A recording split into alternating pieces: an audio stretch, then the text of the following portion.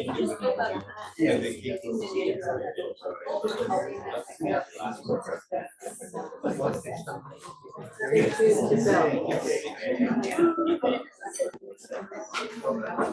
are you? That's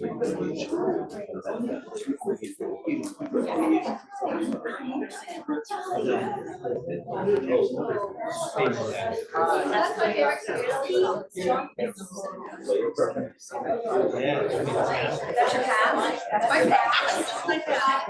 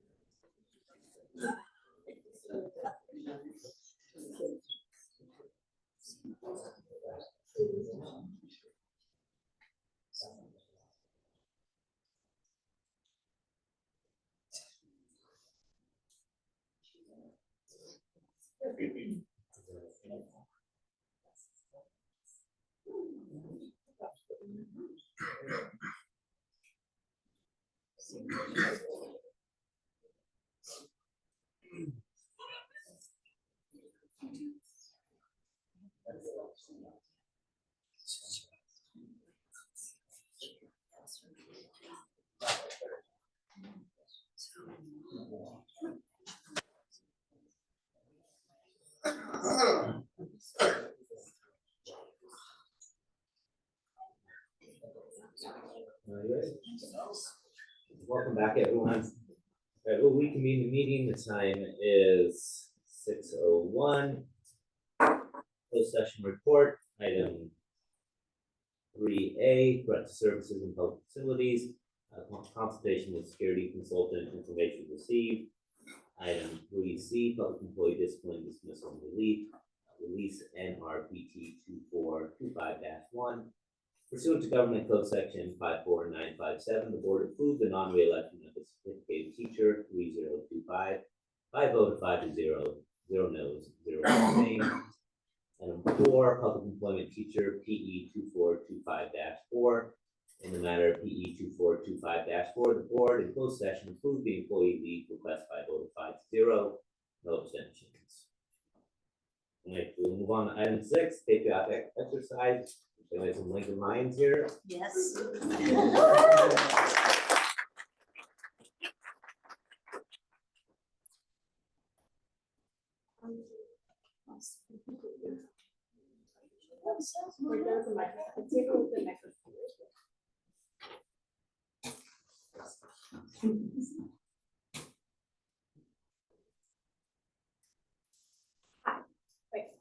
Hi, I'm Julia Darling, and I'm the co-president of Student Council.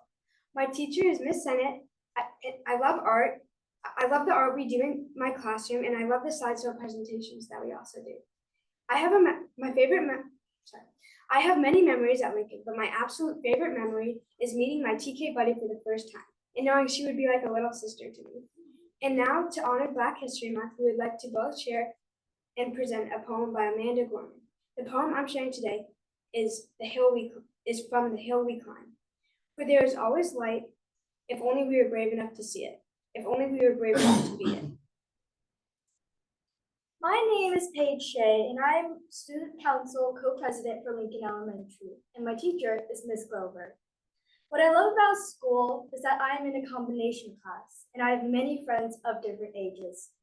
My favorite memory of Lincoln is when my school and I were at a dress rehearsal for a talent show, and a student pianist was a bit nervous to perform. It was so silent you could hear a pin drop.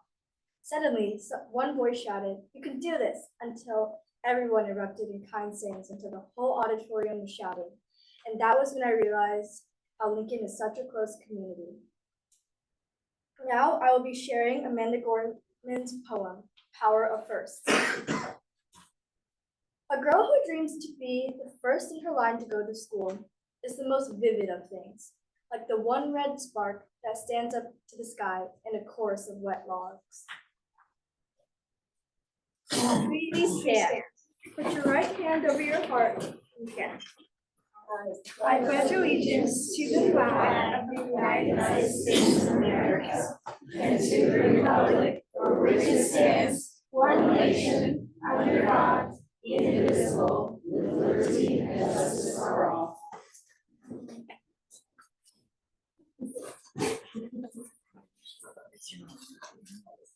Thank you both very much. Great job, Lincoln.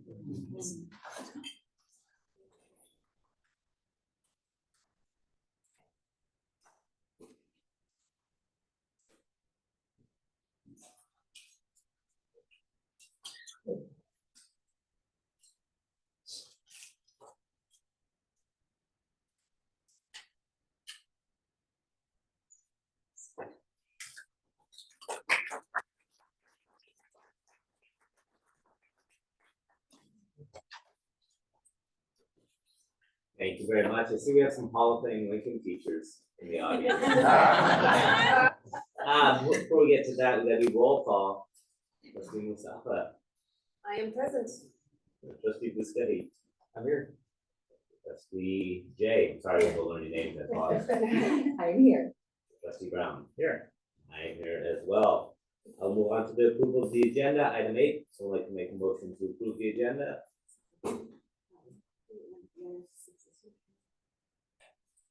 Okay. We're gonna make an amendment to the agenda. That's right, thank you for correcting me. Item 15A, we're removing the McKinley and BIS services. With that, from the amendment, would someone like to make a motion to approve the agenda? A motion to approve the Thank you, agenda. Nicole. Is there a second? I'll second it. Tanya. All those in favor? Aye. The motion passes 5-0.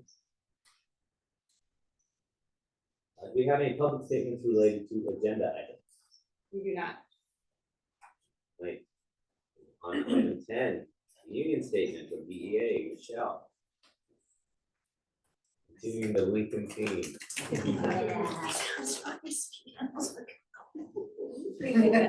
I'm moral support. Thank you. So I'm You can Michelle always go Brock. back. Yeah. I'm Michelle Brock. I'm gonna do our BEA and also talk a little bit about Lincoln, if that's okay. So thank you so much for letting me represent the teachers of Lincoln. BEA would like to share that negotiations are going well, and we hope to continue positive momentum that will mutually benefit both sides. I'm going to continue. It's my pleasure to share some amazing highlights that the teachers really love about Lincoln. First, we're so excited to have our Lion Lab. It's our new science lab. When Mrs. Glover brings her positive prairie dogs there, they know they are scientists. It's great to have a dedicated place to spread out and have room to really explore and investigate. A few weeks ago, our 4th grade class worked with our kindergarten buddies of Miss Kerber's class on our first STEM challenge. How tall of a tower can you make from paper cups? And a shout out to our VEPA team because they shared this at our last PD in January. So first, the kids drew 3 different designs. We learned about iterations, and we built, measured, and analyzed what worked and what didn't. Another special feature that teachers and students love are the buddy programs, which was mentioned by our co-presidents. My 4th graders are teamed with Miss Kerber's kindergarten class. Miss Basiski's TK are teamed with Miss Sennett's 5th graders. Miss Heathcote's kindergarten class is teamed with Miss Grover's 4-5. Miss McGowan's 1st graders are teamed with Miss Reason's 5th graders. Miss Laka's 1st graders are with Miss Ipeta and Miss Moran's 3rd graders. And Miss Gautier's 1-2 class is teamed with Miss Heupel's 4th graders. And some of the amazing things that our buddies classes do together: read, arts and crafts, writing, play games. We're going to be making kindness hearts this week for Kindness Week. And what's especially wonderful are the bonds and school community that it builds. You see little ones running up to their big buddies and older students looking out for and taking care of younger students on campus. It really helps to exemplify the fact that we are all here for each other. So we hope you have the opportunity to come and visit the amazing Lincoln Lions. Thank you.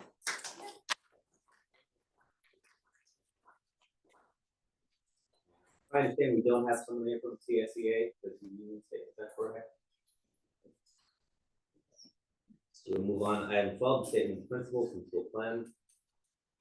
I'm sure you know the bar was raised on this last month by Ellen in terms of dynamite presentation.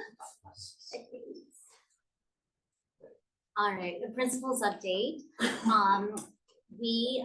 All of our elementary schools and our middle school jointly hosted our first district-wide TKK orientation night to support registration for next year's students, and also gave a dynamic DLI presentation that attracted many families. 2, we all knocked it out of the park for the BCE Readathon participation and fundraising. And then all of our 5th graders last week went to visit BIS on February 6th and 7th. They got to see the amazing opportunities to join clubs. They learned about electives and class offerings, and they got to ask questions of other BIS students who came, and they came back really jazzed and excited about their tour. This month, we are celebrating the Great Kindness Challenge to focus on kindness, community, and positivity across our schools. And we just finished our benchmark literacy assessments, and we are also having parent conferences with all of our parents. Thank you very much for the program.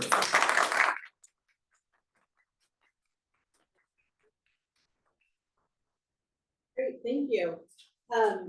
In the last month, we've had a lot of fun. BIS hosted Special Olympics basketball, which was wonderful. We had 5 different schools from 3 different districts, which was amazing. We've extended our district outreach, and now we have 4 of the 5 partner districts that feed into Smush, which is nice because we're building friendships for other students as they all go to the same high school. In Sacramento, on the 21st of January, Assistant Superintendent Paveo attended to hear the governor's budget.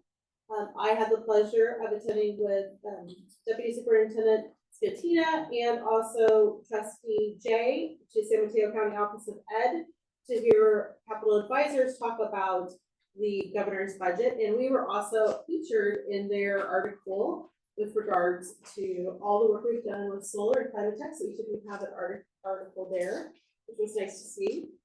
It was nice to hear about the 2.43 COLA that they are projecting. We did receive a lot of warning about the fires in LA and looking at what potential revise could be before May. So we're watching that closely. I also had the honor of sitting with BCE at their table at the chamber luncheon with Trustee Mustafa, which was nice. Assistant Superintendent Paveo and I had the pleasure, I don't know if I should say pleasure. We were part of the Washington bike bus. Trustee rolled down his window and gave me some nice, go get it, Silversmith, as he drove by. But it was actually really fun. And a huge shout out to the police department for escorting us and being just great partners with us throughout this. One of their officers is actually going to start writing on Fridays with Todd Lindstrom, and to the other schools that want to start it. It was like so much fun.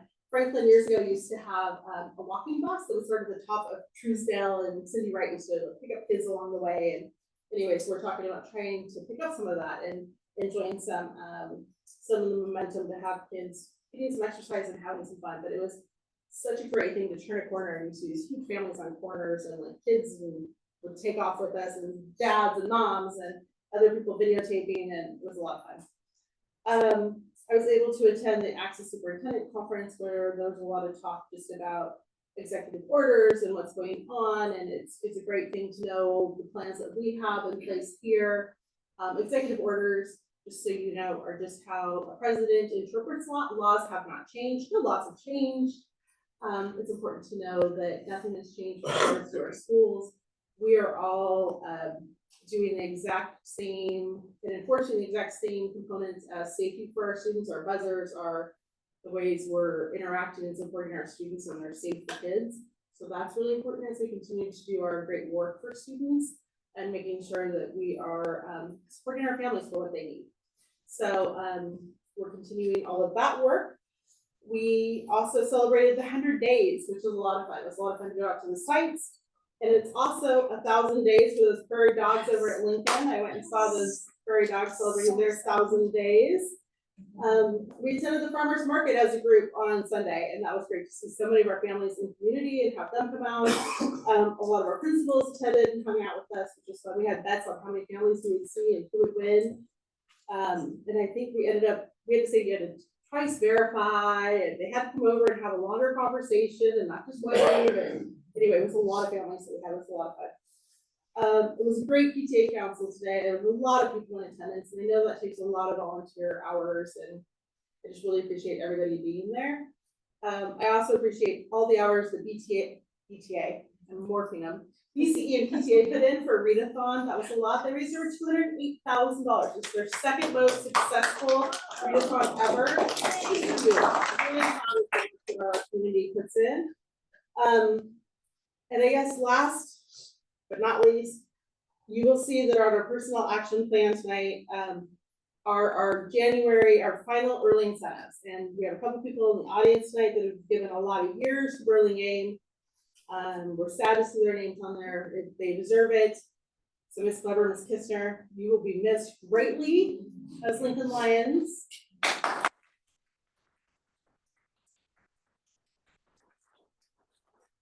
We'll be calling you. I already tried to call both of you and not let you actually leave, but no, but in all seriousness, it's a great celebration, and early incentives are important for us because while all of you are enjoying President's Week next week, Matt, Murray, Dawn, and I are going to be hauled up in my office looking at our demographers report, our retirements and resignations, looking at registration, and really looking at where our needs are. And we look district-wide. And then we move teachers around. We look at what we need to do to support our students and also look at our financial stability and where we can really leverage and support people. It's also exciting that we have no DLI teachers on the list. So that's a great thing. So we have no openings for DLI as of right now. Doesn't mean we're not always out there looking for the best and the brightest and always having conversations and collecting resumes. But we have no DLI teachers on the list, so that's huge. Matt and Dawn were at Stanford last week talking to a huge pool of teachers and collecting resumes. So they're excited to start interviewing and talking to people. But there's a lot of great things happening as we continue to move forward. So yeah, I think that we're excited to start looking at our numbers next week and see where we land and more things to come. So thank you for the time. Congratulations to both of you as well. Thank you. Thank you, Lincoln. On that note, you look good in pink, Miss Dr. Solis. Yes, it's definitely felt that. All right, and we do have a public comment that came in. So before we vote on consent or ask them would like to move it to off consent, Mr. McLaughlin, sir, you have public comment. Please come forward. Thank you for sharing your thoughts with us. I'm here to address the Sodexo invoice for $51,399.01. I urge you to reject payment of this invoice until Sodexo honors the commitments made in their letter dated October 29, 2024. Sodexo promised breakfast entrees with 6 grams or less of added sugar, continued use of Nutri-Slice, providing online menus with nutrition information, allergens, and serving sizes, nutritious meals. Let me remind you of the American Academy of Pediatrics recommendations. Children should consume no more than 25 grams of added sugar per day. Eat fruit, don't drink it. Children should be encouraged to eat whole fruits and educated on the benefits of fiber intake.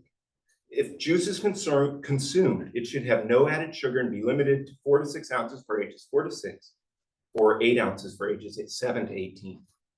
Since taking over on January 7, 2025, Sodexo has removed all added sugar information from Nutri-Slice for every menu item across the district for the entirety of the menu calendar. Initiated serving items, including fruit juices, not listing them on the Nutri-Slice menus for parents to see. These actions directly contradict Sodexo's commitments and constitute a breach of trust. They deprive families of crucial nutritional information and potentially expose children to excessive sugar intake.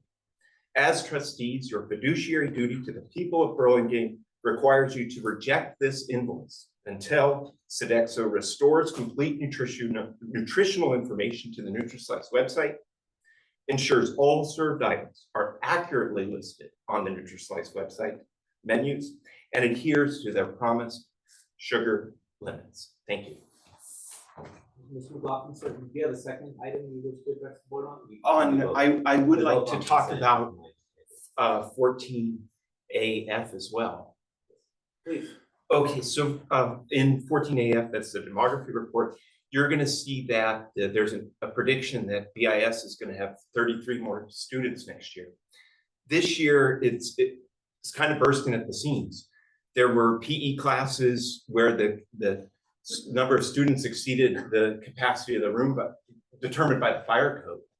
We have students that wanted to study music and couldn't because we didn't have enough music support. So it's really over the limit. And I think you have to look at this, and when you're looking at it, and you're seeing this 33 more students, you got to say, we need another PE teacher at BIS. We need another music instructor at BIS as well. Those are two critical items that many of us wish we had this year, and next year with 33 more students, it's just over the limit. We're pushing our current teachers too far, and students are losing out. So as you look at that, I hope you're tallying in your head the added the teachers that we need. Thank you. Thank you. Are there any other public comments? All right, so we are on item 14, the consent agenda.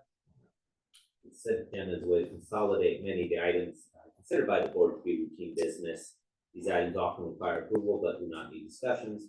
All trustees have reviewed the item in advance of this board meeting, and members of the board are able to request specific items to be discussed and removed from the consent agenda and placed on the regular agenda. The superintendent and staff recommend approval of all the consent items.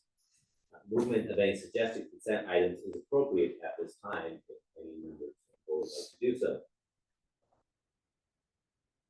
Seeing no movement, would anyone like to move to approve the consent agenda?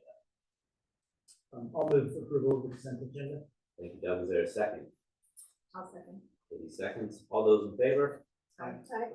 Motion passes 5-0.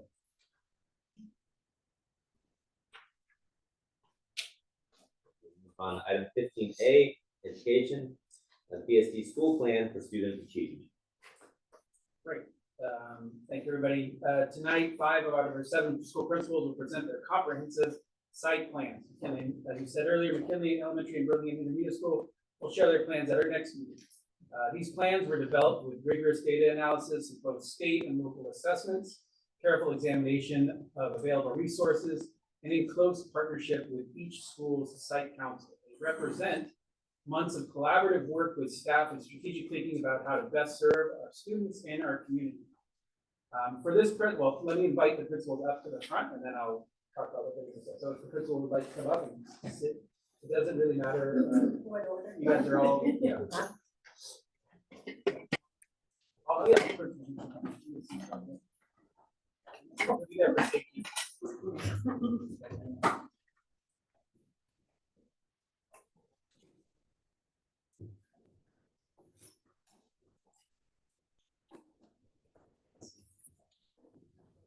Yeah, right. Which end? No, we don't want to see Nobody that. wants to be near me. I got the cold. I know, with the text message. So, Yeah. it's not for everybody. The switch. For this brief presentation, each principal will address the following key areas of their school: the current site demographics and student population overview, areas of academic growth and ongoing improvement initiatives, a long-term vision and strategic direction for the school, staff support system and professional development opportunities, and the communication strategies they use for their school. With these brief presentations, while these brief presentations will provide valuable insight into how each school plans to advance our district's mission, they offer just a glimpse of the extraordinary work happening daily in our schools. Each principal will present their plan, and then we'll have a round of questions from the board, either for a specific school site or for the group in general. This format will allow deeper discussion of specific initiatives and clarification of any aspects of the plans. I'm sure you'll fully appreciate the depth of the impact of these initiatives when witnessing them firsthand during your site visits, but tonight, the principals will provide a good picture, even if brief, of what is happening during these brief presentations.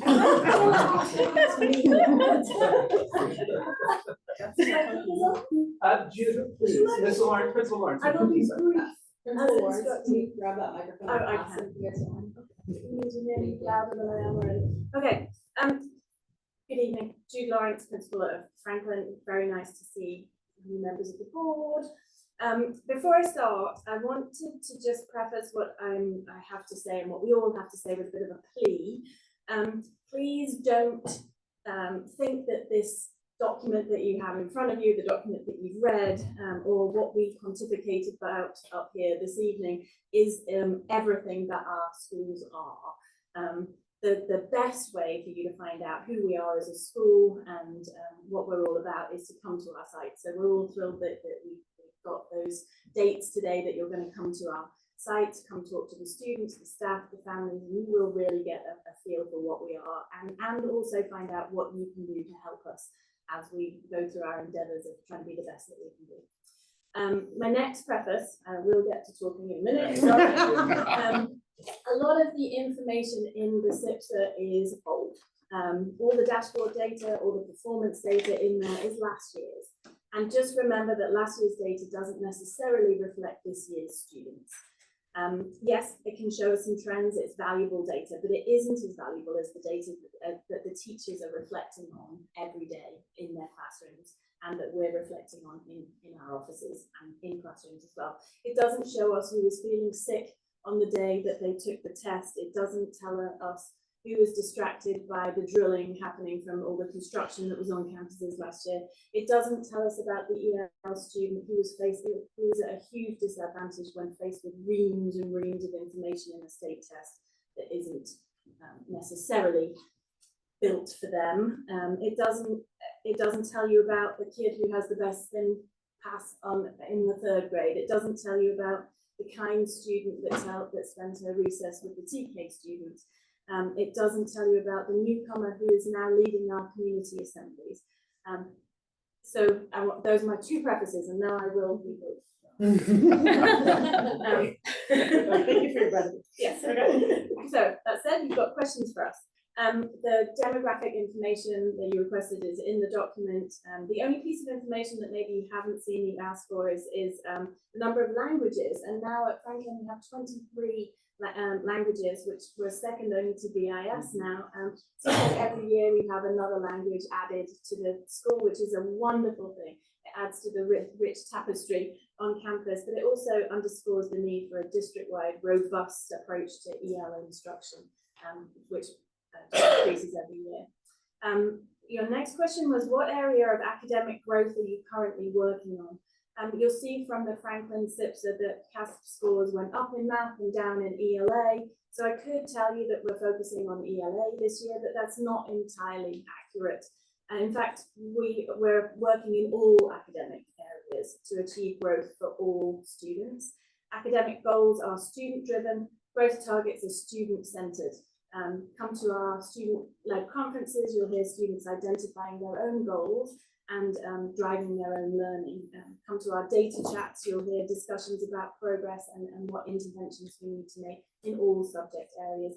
Come to our specialist meetings and you'll see collaboration around targeted plans for specific interventions. Data is crucial to that academic growth.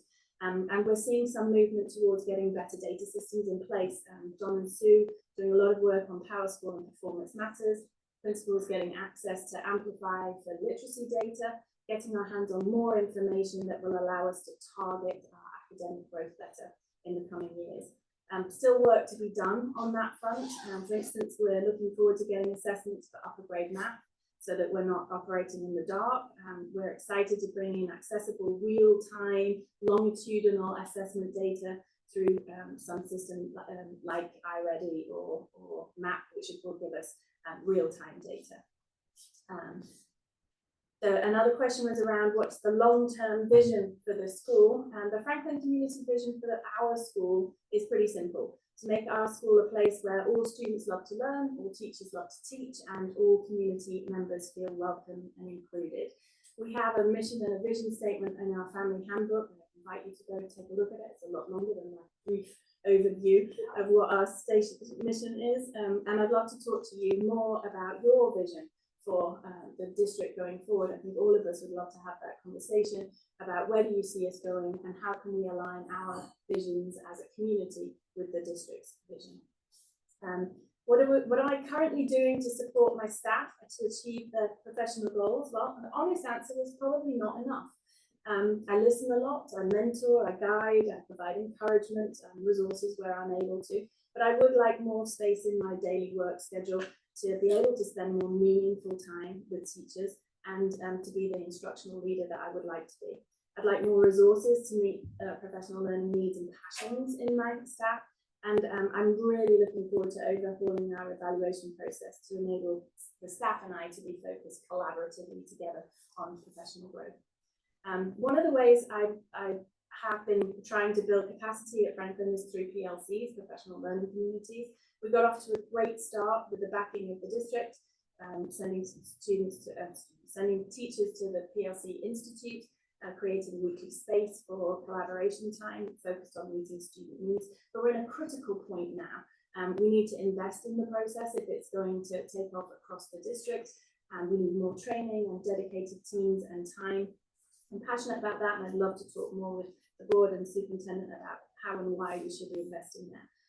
One last thing on this topic, just a shout out to the district for the recent PD over the last couple of years, which has been accessible for all of our teachers and actionable and has had direct impacts on student growth. So thank you for that. How do I communicate with staff, students, families and community partners? I think you're going to hear very, very similar things from all of us on this front. I have a staff website that my teachers that gets updated for my teachers every week, emails, meetings. Student communication happens all the time.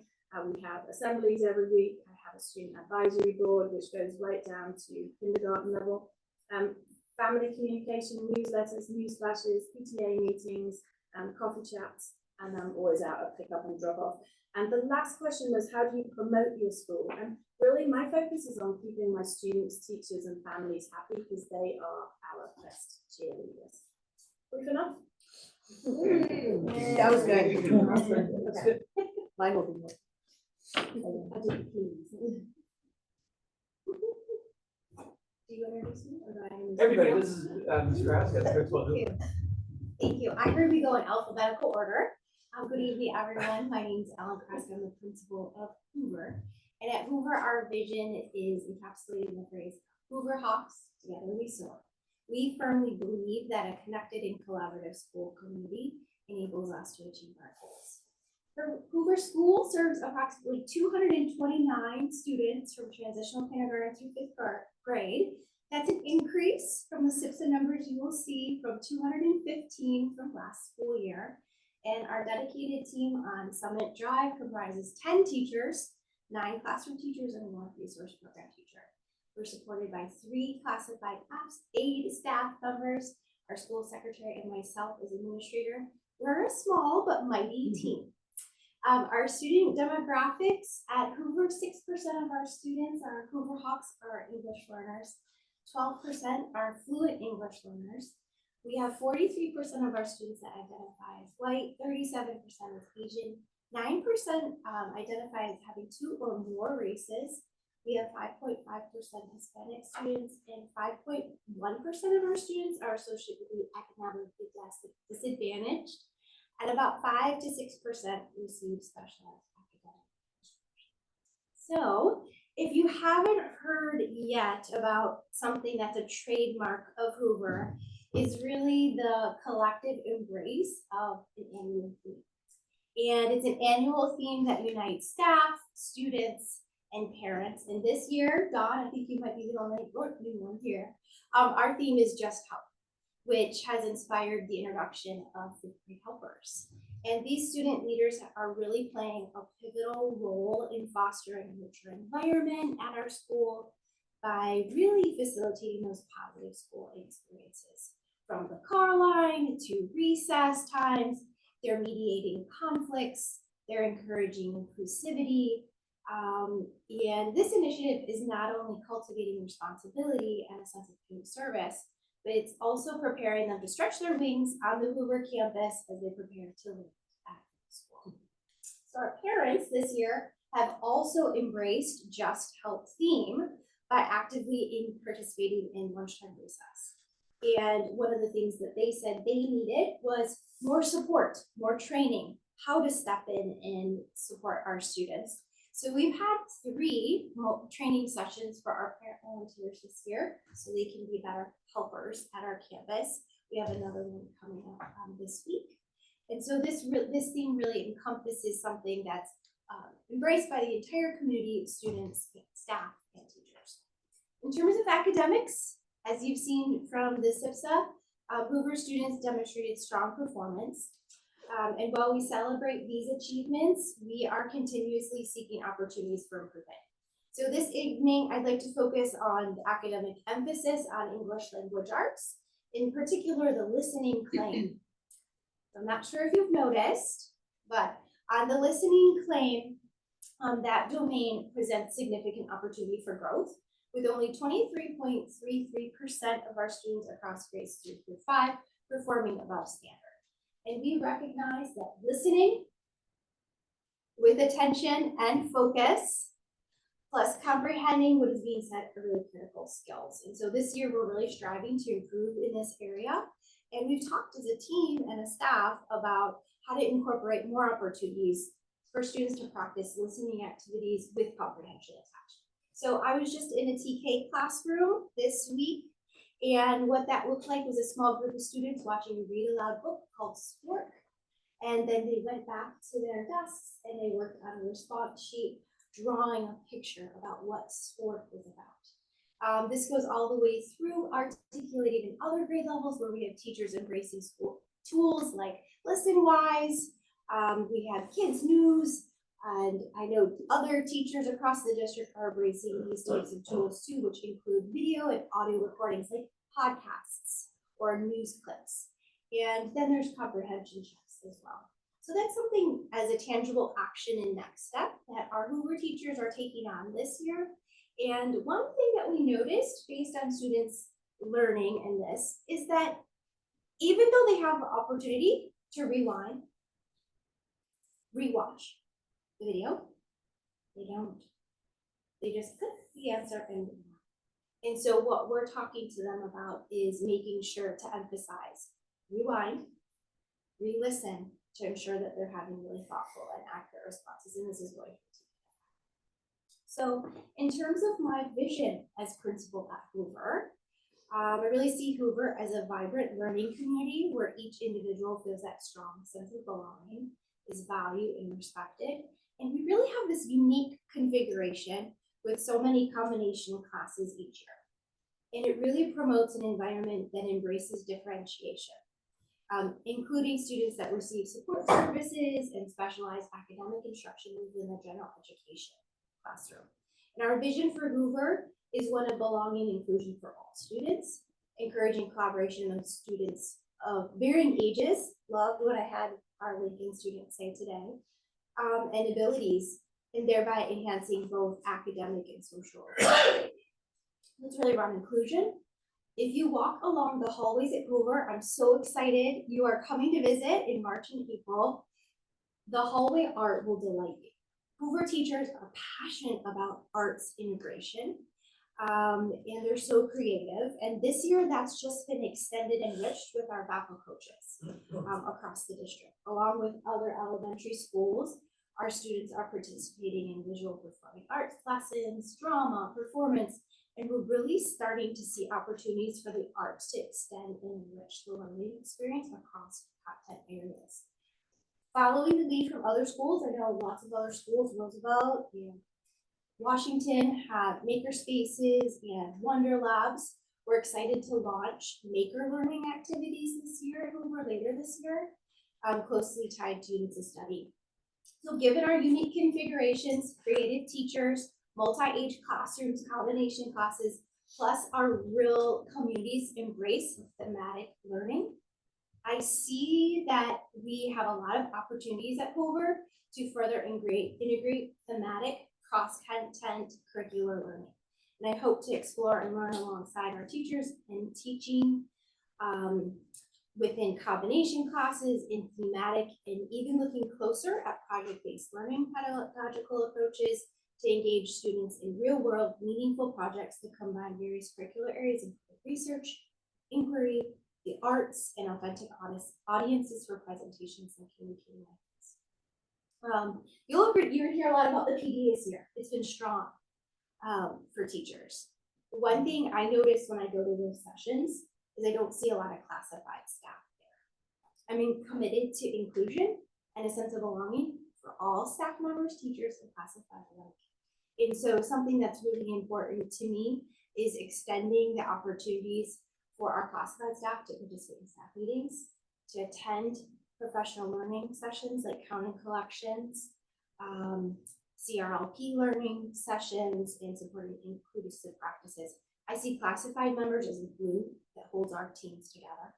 They're the glue, and their participation in our professional learning is really essential to make sure that they feel that sense of belonging and inclusion.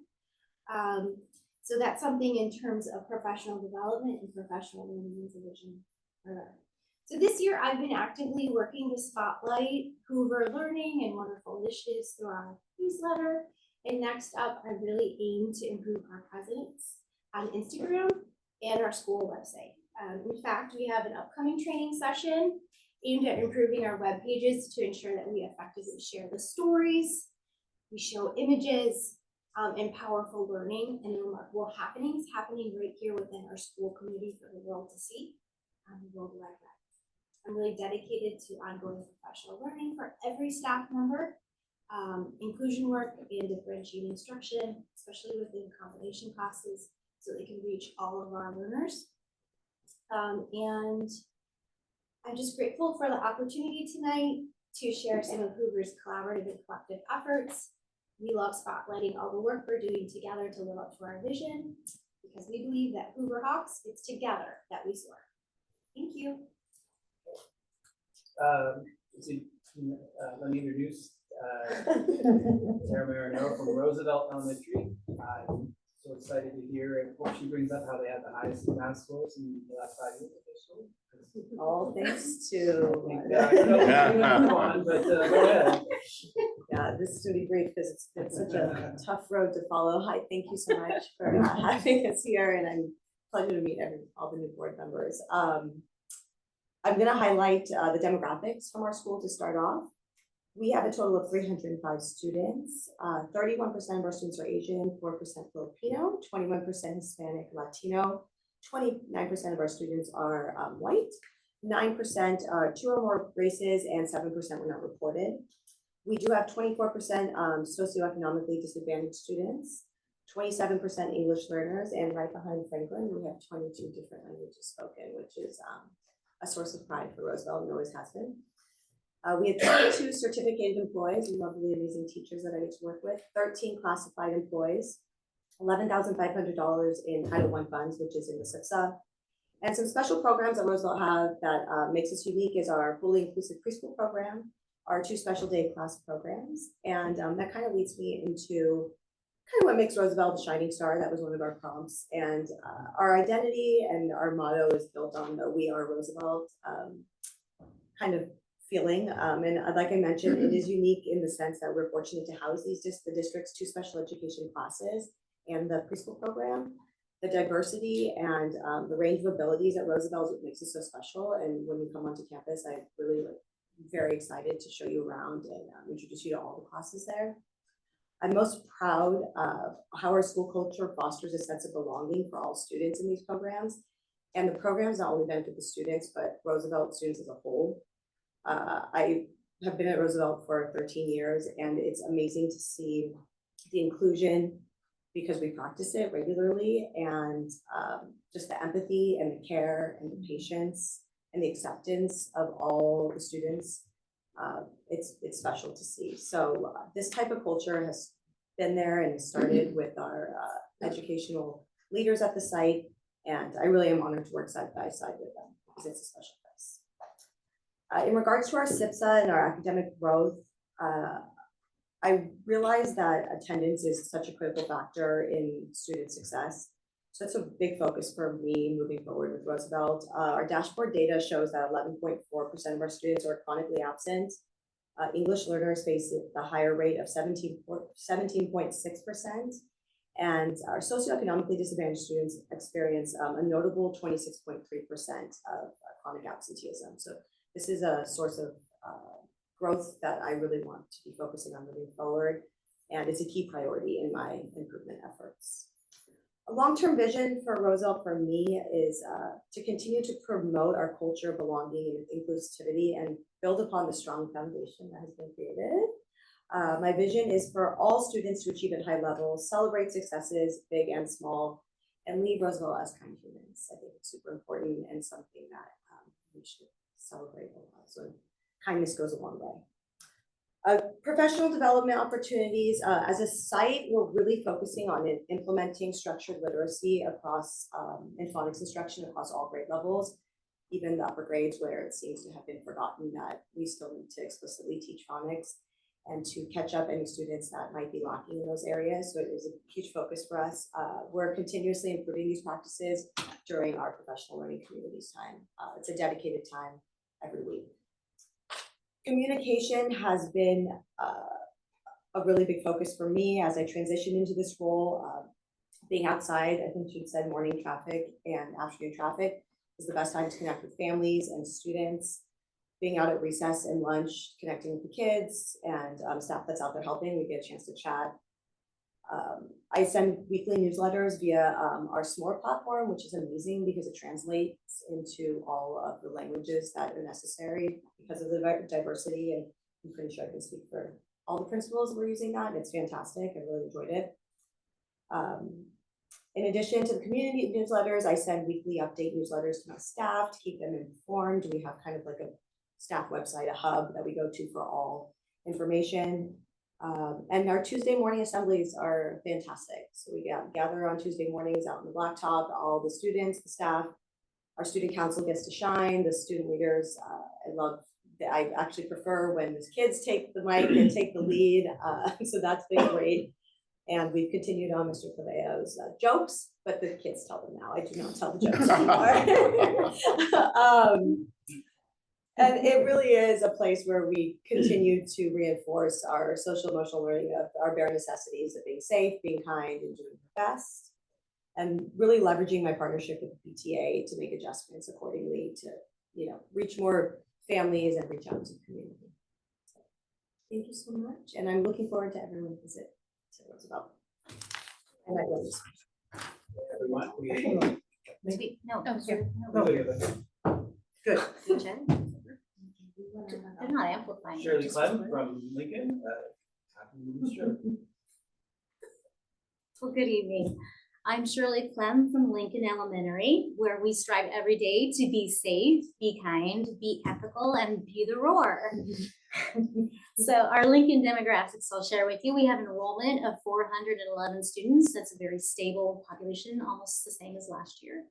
Our breakdown of ethnicity is 34% Asian, 2% Filipino, 8% Hispanic Latino, 37% white, 12% two or more races, and 6% not reported.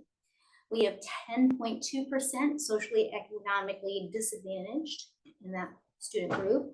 And we have 10% of English language learners with 20 languages spoken, including Spanish, Arabic, Turkish, Cantonese, Russian, and French. We have 22 certificated staff and 8 classified employees. For special programs, well, we have an amazing specialized academic instruction program for our students with IEPs and our response to intervention program. And I do want to thank the board and BCE because that is truly a gift to have an RTII teacher to support assessments and strategic instruction for students to practice literacy skills. That doesn't happen anywhere else in some places, and this really does make a difference. So a shining star about our school, we at Lincoln are very proud of our school climate. Our California Healthy Kids data show we are strong for school connectedness, social emotional learning supports, and caring relationships. Our data shows 83 to 84% are surveying very positive about how they feel about the school. And we've been working on our social emotional learning, belonging, and inclusion this year through the SIP program. And I am very proud at Lincoln of our student leadership opportunities. We have student council, rainy day, recycling monitors, cross-age buddies, the Roars, our student newsletter, and we have opportunities for anyone at our school to take their own interests and to become a leader. And so, for example, we have student-led clubs. This year we've had bird and wildlife, reading, acting, planet protectors, and a Taylor Swift club. So we have had over 90 participants in various clubs that are student driven. And so I feel like our strong student involvement and our parent involvement to foster a variety of interests and endeavors, they say a lot about the initiative, courage, and the enthusiasm that we have at Lincoln as learners, and the intentional ways that we work to create connections and belonging in our community. For our SPSA, what area of academic growth are you currently working on? Okay, we have strong English language, arts, and math scores at 79 and 80% met. But in one of our goals is actually for science and arts innovation. So in 2024, our CASP data showed that 48.33% of our Lincoln fifth graders met or exceeded the standards for science. And that's significantly above the state average at 32.6%.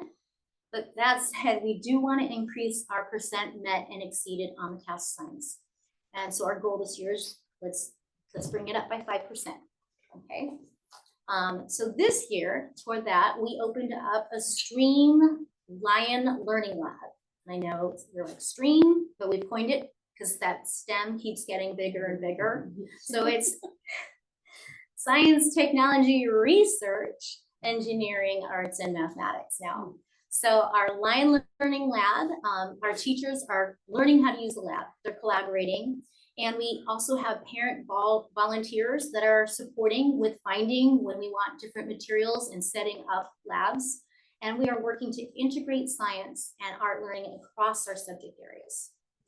And so what is your long-term vision for the school? One of my visions for the school is to strengthen that science and arts instruction and have it integrated. I really think, we'll be reading about science, nonfiction, and writing. It's across subject areas. Subject areas shouldn't be isolated 30 minutes of this and 30 minutes of that, right? When we integrate it and have projects and hands-on learning, it gets so much more exciting for kids. So my goal is to use our core adopted science curriculum and an integrated hands-on approach. Okay. What are you currently doing to support your staff to achieve their professional goals? All of our Lincoln teachers each have unique professional development goals. And so several of them are working on building students' social emotional learning, self-awareness, self-management, relationship skills, responsible decision-making. That's those CASTLE skills. So we have, as a school then, we've renewed our positive behavioral interventions and supports, PBIS support systems, such as buddy classes. And then I'm working really closely with our student success teams, or SSTs, and really even any teacher to work collaboratively. We're really leaning into working together with our district behaviorist, a counselor, and a psychologist to learn and employ new strategies to support our kids with social emotional learning needs. We're also doing our SIP, supporting inclusive practices work, to ensure that every student feels included. So that's a part of the professional stuff we're working on.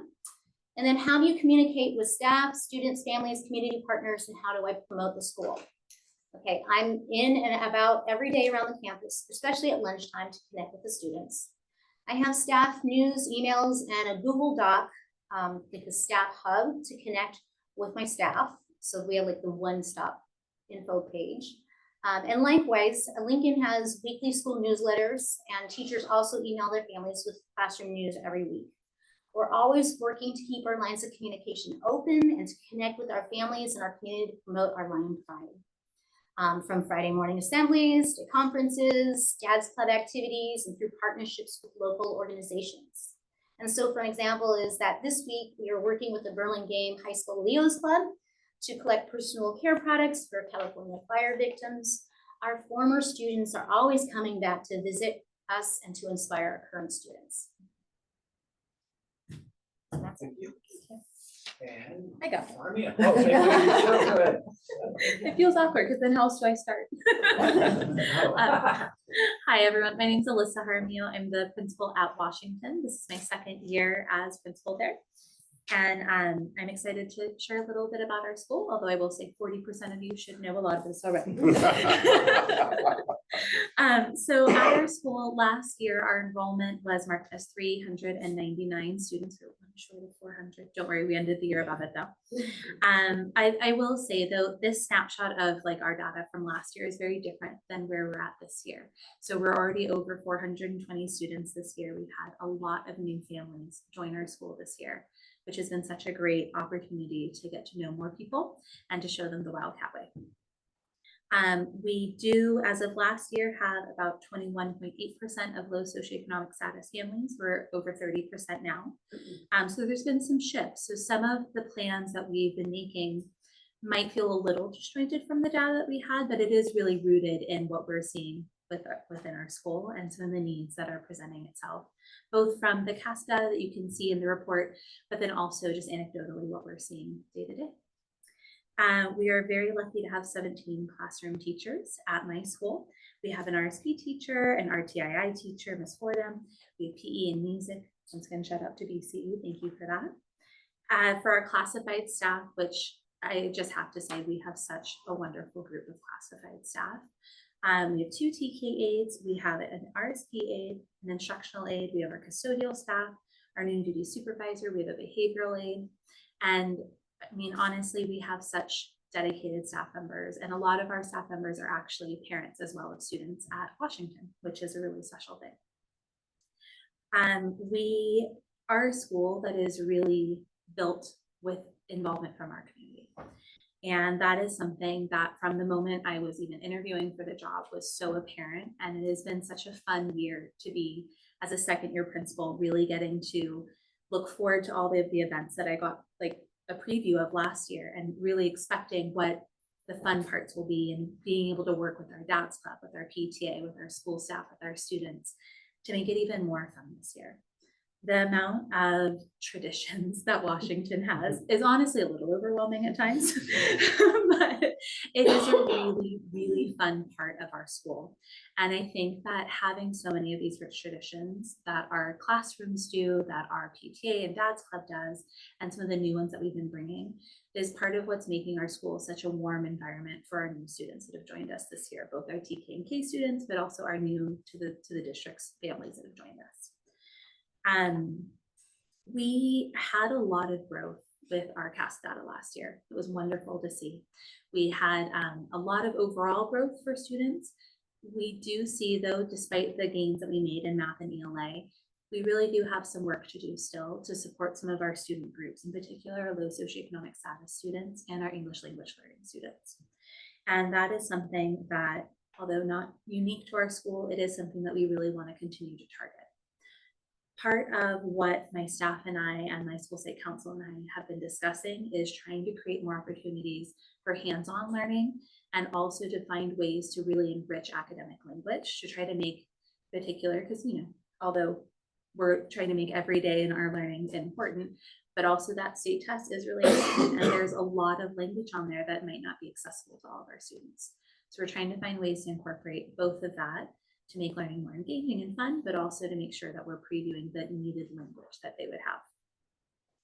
But our main goal is really our science. So we did have a decent score. It was about 2/3 of our students that exceeded the benchmark for our 5th graders, but it's something that we think we can continue to improve on.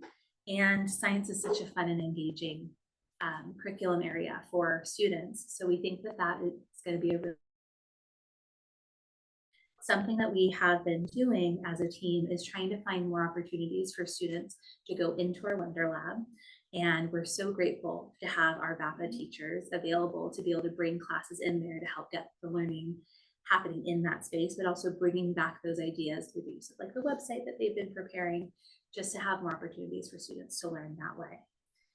We also have been working closely with PTA. We are bringing back STEM Fest, which is a new name, but it's essentially a science fair type. Each class will be doing a class activity that will be on display there. So they'll be doing it ahead of time. And then some individual students are also able to participate if they want to do a separate engineering or experiment. And that's going to be on March 6th. So please come if you guys are able to. Something else that we have decided as a staff when we were really talking about how we can further science, and this kind of goes into my supporting them with their professional goals, is that my staff was sharing with me that they just didn't feel like they had enough time to really get their hands on the science curriculum and get to look through it and to really be able to use it in a meaningful way. And so when that problem was brought up to me, we decided that we were going to actually have subs come in. And we did a few days where grade level teams all got release time, a half day per grade level. And they were able to meet, they were able to bring all the curriculum together. They have the website up and running. They actually went through some of the kits, and all of them came away with a very next step that they were going to do with a hands-on science experiment that came from the curriculum. And so that was a way that we were able to help build that comfort and that familiarity with it. And this is all to just really try to work on making sure that our Wildcats are looked at as a whole student. We want them to engage in their learning. We want them to be good citizens of our school. We want to make sure that with whatever we're doing, we're following the Wildcat way. And we want to make sure that we're appealing to different kinds of learners. And that's a really big goal for us. And part of that is reliant on good communication. So with my staff is a really big talking staff. They love to have meetings and chat about things together, as I've learned over my 1.5 years there. So we've started a leadership committee this year to be able to have more conversations and have more communication between that subgroup and going out to the different grade level teams and specialists. I do a weekly newsletter for both my community, but also for my staff to make sure that we're all aware of upcoming events.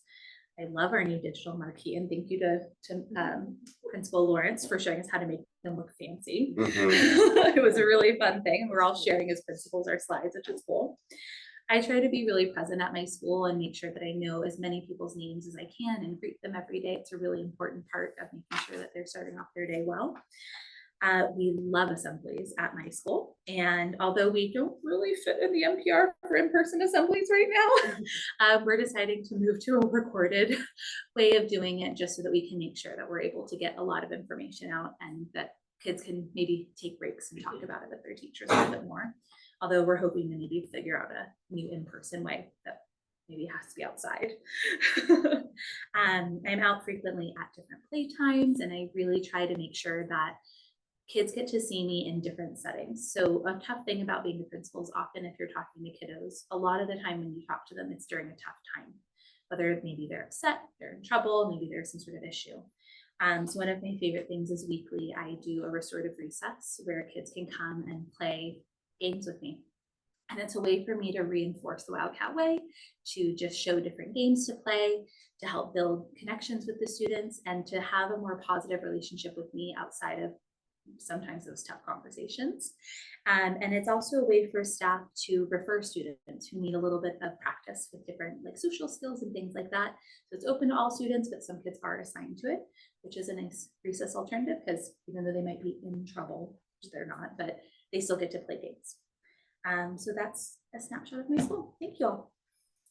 Great, thank you, everybody. Wonderful job. It's interesting to be on this side of the table, but you guys all did fabulous. Congratulations.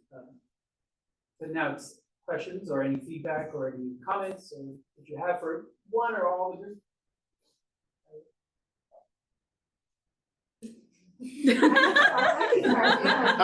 Thank you all for being here. I just love hearing so much about everything that's happening around Burlingame. It's just like, it gives me chills hearing about all the amazing things that are happening. So thank you.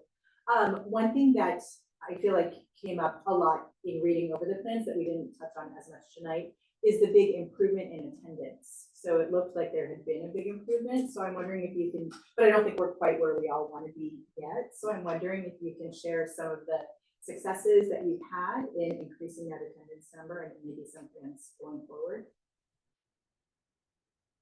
I can talk briefly because I've been doing a lot of work around it, but we started doing home visits. I think that has been helpful and kind of getting ahead of when we see a student who might be having some attendance issues, early interventions of making contact with the families right away has been helpful. And also just trying to catch parents in person to share, you know, the importance of why we need to be at school, because I think it's sometimes missed that, you know, we can miss a few days here, a few days there, especially in the little grades, and that's been tough with the TKers and Ks. I think it's important to start them off right away. And Alyssa spoke about attendance at our TK-K informational night, and I thought it was a great way just to kind of get them started on the right foot. Being at school is important, and I think Dawn educated me that your number that you receive, your student ID, is attached to you from the second you register, and it follows you. I think Marla educated. I've been learning so much, and that attendance tracks you through high school, and so, you know, education to parents is a huge part of it. I think there's also been education around the ability to get an independent study. I think a lot of parents just didn't know that that was available if they were unavoidably taken to town. To have an independent study and just being able to give that for a single day absence is also something that, whilst we don't really want to advertise that, because we do think that being at school is much more beneficial than being on an independent study often, that it is something that's important. So we have to talk about that more. I know I'll talk more in March, but from an upper grade perspective or middle school, it's one thing I learned from actually Don when he was still at Smushed, came to Burlingame Intermediate School last year to talk about, you know, how do you improve attendance individually. For middle school, it's a lot different, and it's building relationships, it's building connection, it's wanting them to be connected to the school. And so creating, you know, activities, programs where they feel more connected, more part of the school, you see improvements. And if you have positive incentives, that actually becomes much more life-changing for them. It actually adjusts and they actually start coming. So that's something that I learned from Dawn last year when we started talking about programs and what, hey, you know, care team and what we were talking about. It was really a shift that we did last year. And I think it started really making some differences, and we're just going to want to expand on that for us. So middle school students, it looks a little different, but we still have the same going on vacation with the family and, you know, that sort of thing. But, you know, and making sure kids are okay and feeling safe, you know, that's important too. To also add to all of the wonderful things that was just said, I think that our district is very lucky to have the amount of counseling support that we do, although I wish there was always more. When I meet with families to discuss attendance issues, some of the main things that we've been able to do to solve them have been getting counseling, because there might be some sort of anxiety happening, which leads to school avoidance. Then there is also a lot of work that Gigi at the district has helped me with to be able to get families into like champions, for instance, for before school care, which has been really helpful, especially with sometimes there's long commutes or different school drop-offs that become problematic to get to school on time. And then lastly, I just have to thank my staff because there's been really tough family situations that might be temporary, but that can add to a lot of like tough drop-offs. Even just last week, a teacher and I met with a family and we figured out a plan where he could be dropped off about 15, 20 minutes early, get to play in the class a little bit, and then he felt comfortable to come into the room. And so I think that having those resources make a huge difference. And then hopefully having the time as administrators and staff to be able to meet families and figure out those solutions is really helpful, at least on a case-by-case basis. Are there further questions? I have another Yeah, go question. Something else that, well, let me put it this way. One of the questions I feel like you all were answering with the prompts was about what are you doing to support staff? And I guess one of my questions would be, especially looking at sort of the science piece, which I know many of you touched on.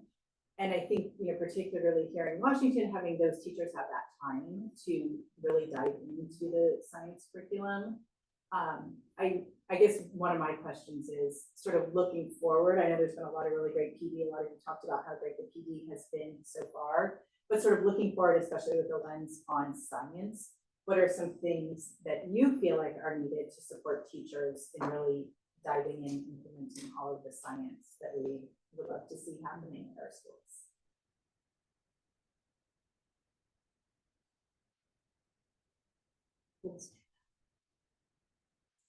Well, I mean, so We're the science team, it seems like. We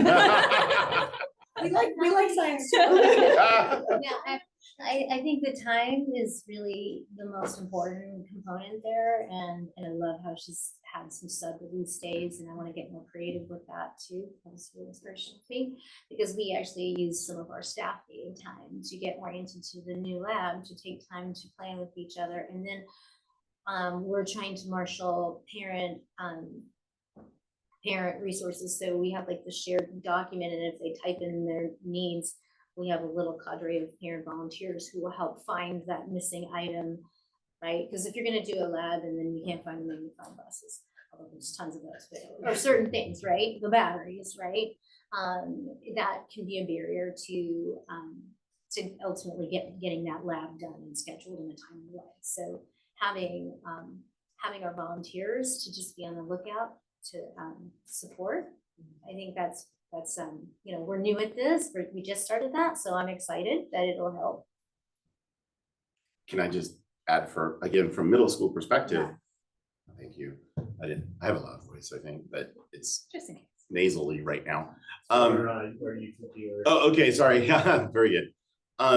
So just echoing what Shirley was saying, resources for labs, when you're doing, you know, when you're getting into hands-on labs and you're doing different experiments and you're doing, you know, things that really kids love, you got to make sure that you have the supplies and the resources necessary. And so making sure that it's connected with Amplify, it's connected with the curriculum, but it's the add-ons and the additions that do have the beyond a microscope, but, you know, and the extra additional materials that are available. And sometimes that's important. And so making sure that's renewable each year is a very important part of it. So resources is a key component. And our volunteers are also trying to keep the materials organized, because it just gets piled up on, you know, your own closet after a time, needs to get straightened out. And so really help for that is stuff that way teachers can put their bandwidth on the lesson planning, right? I think too, as a former teacher in the district, I taught from 2011 is when I started, but I was full-time 13 to 2020. The district did invest in a lot of PD for science instruction pre-pandemic. And I think that it really was transformational for a lot of our science instruction, especially when NGSS, the new science standards, came out. But having a new curriculum of how to present the science can be tricky. And I think that the district's priorities of, especially with the CRLP, the Berkeley math, it has been really well spent. But I would hope that there could be more time, hopefully in the future, to explore it more. We're very lucky to have a curriculum that is so hands-on and has so many materials, but with that comes a lot of overwhelm, which is what my staff was really saying. And I am hearing ideas right now of like maybe getting more parent volunteers to help like with the organization, things like that. Storage space is always such a tough thing at schools. And so finding ways to make it more feasible for them to be able to easily access and put it into place would be amazing. But I really think too that just having teams have time to figure it out is so important. A lot of my grade levels left that day with like a concrete next step, but a couple of the grade levels have even decided to team teach, like this teacher will teach this lesson to the however many different classes there are at that grade level. So just having our professionals be able to have time to figure out a plan is so meaningful, but there's never enough time. There's never enough storage space, right? So yeah, but I think a lot of us are moving forward to focusing more on that. I think one of the other things that is important to do is build capacity around and embedding science instruction in literacy periods during the day also, and that's something that we've been working on at Franklin. The new curriculum is fairly dense in terms of the readings that there are for students, and so the teachers have spent a lot of time trying to incorporate that, and I think that's a capacity that we need to build in around the district. How do you re-embed social science, social studies and science in literacy blocks?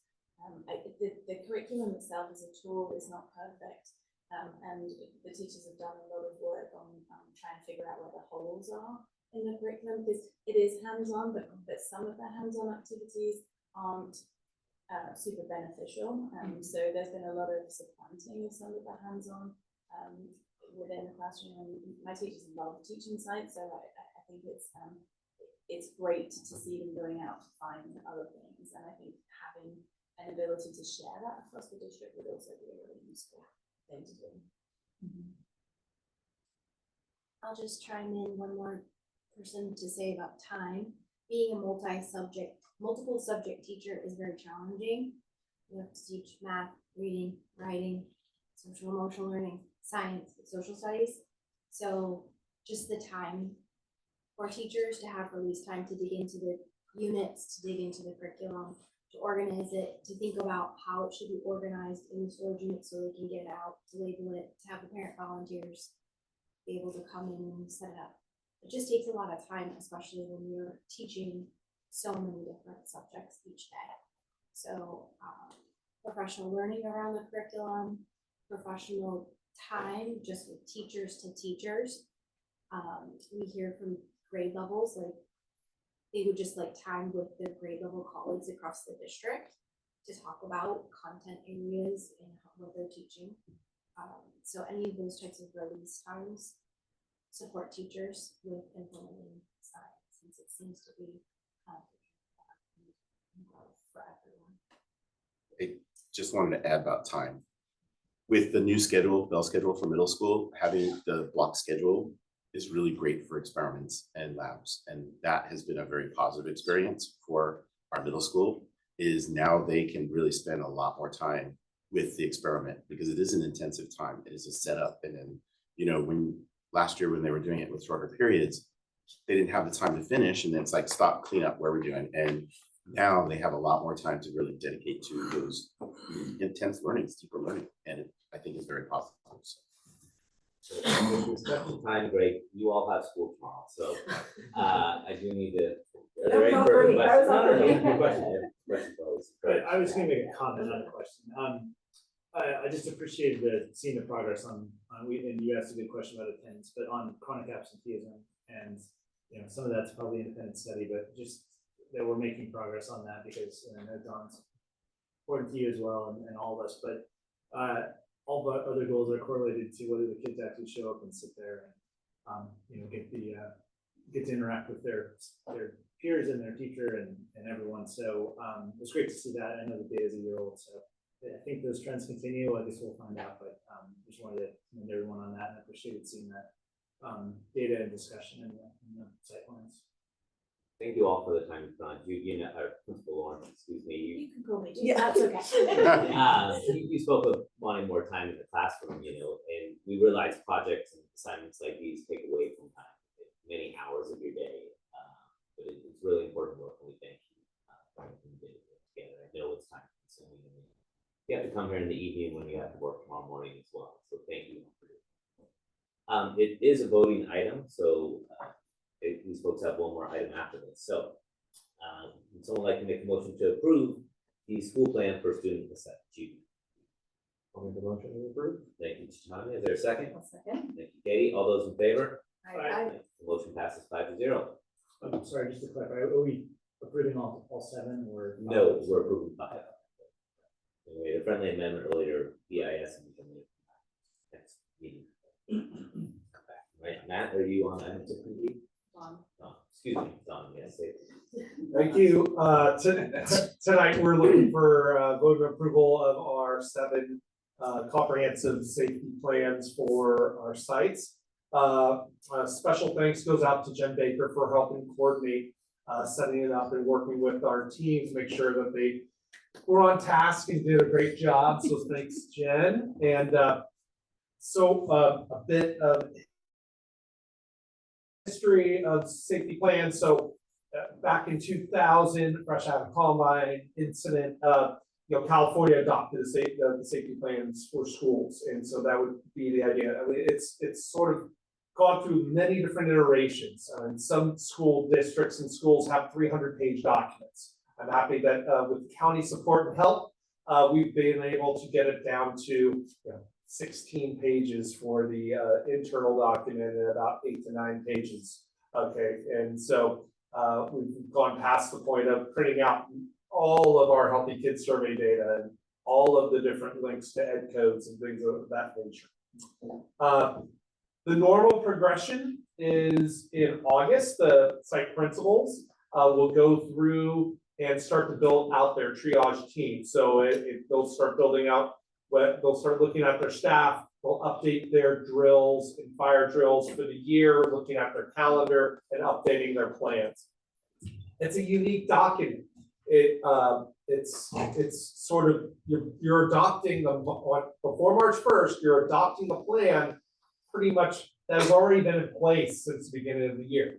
Very unique, very different than most things. Usually, it's like a single plan for student achievement. You're not doing it in the moment. You're looking at it almost a full year later.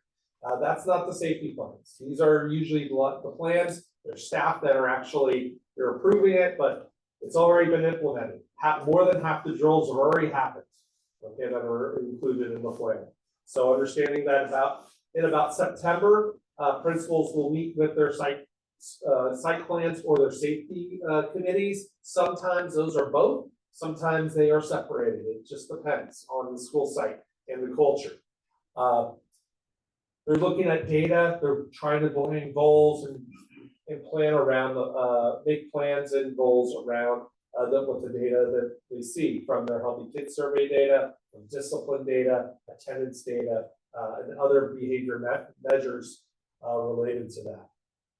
And so safety plans went through a revision in about 2018, and thankfully the county sort of has helped us with guiding the last 3 years with making sure that we have a template that's county adopted. So this still looks very similar to most of the plans. 90% of it is something that the principals don't touch because they're board policies that you approved or they're ed codes that were approved by the state. So that's most of it is just updates to those types of things.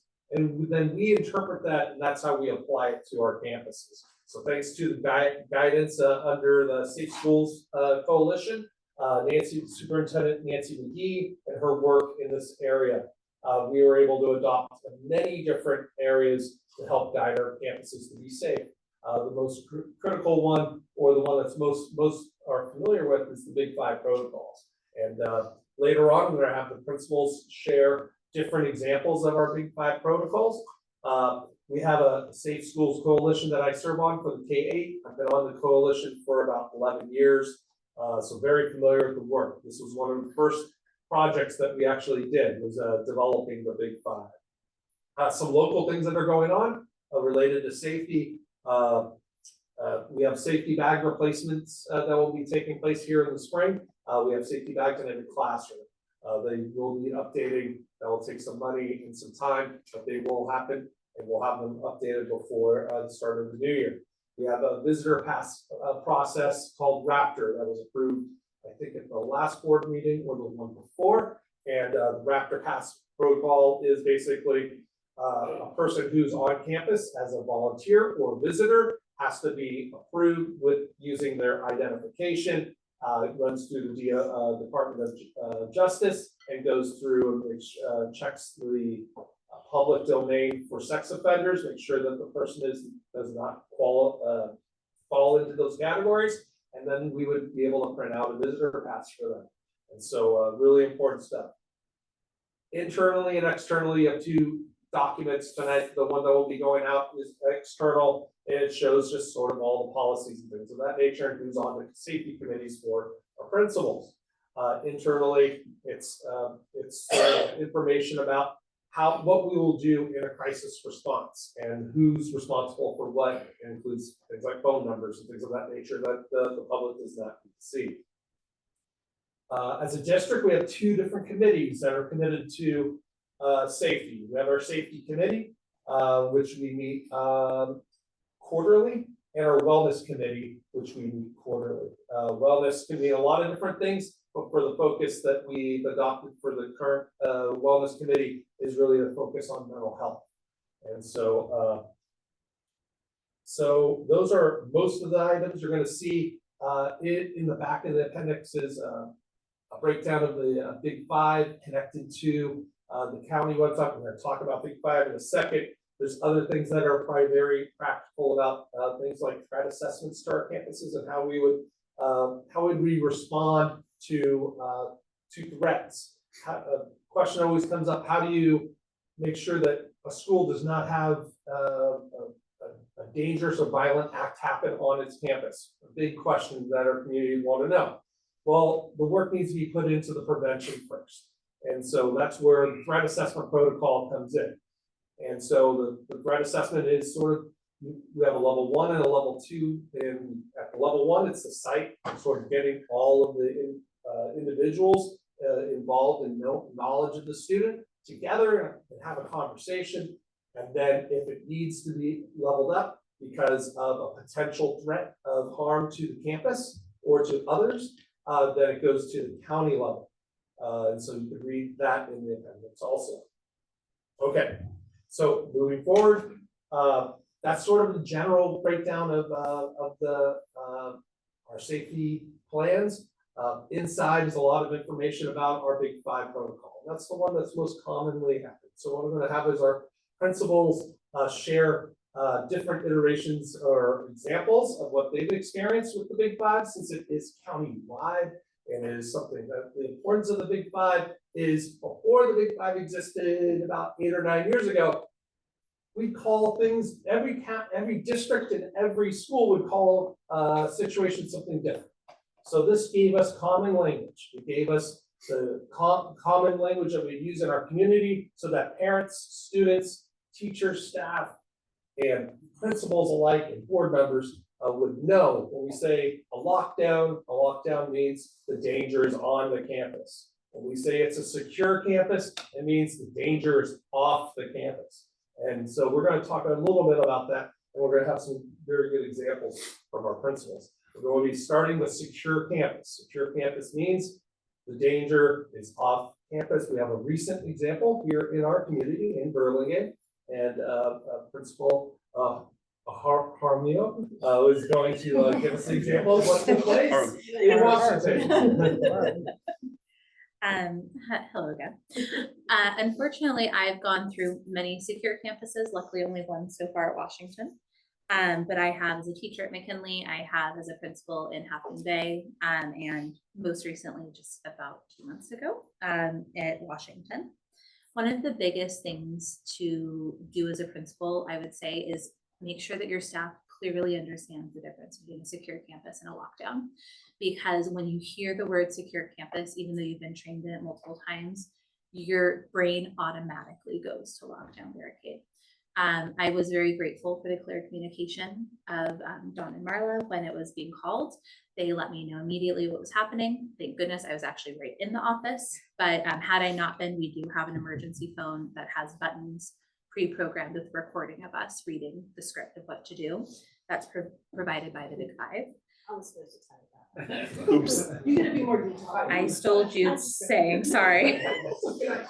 But because I was there, I didn't use the script. I was able to tell my staff very clearly what to do and to make sure that they were aware of the difference. So we did have students outdoors at that time. So I clearly told them that they need to return inside orderly. It's not an emergency. Line up, make sure you do head counts, head into your rooms. Instruction still continues, but you do close and lock all doors and windows. Essentially, you're ready in case it escalates to a lockdown barricade, but you're able to continue in instruction. One of the big things with the secure campus is that, especially depending on where your room is in the school, you're going to need to go to the bathroom at some point.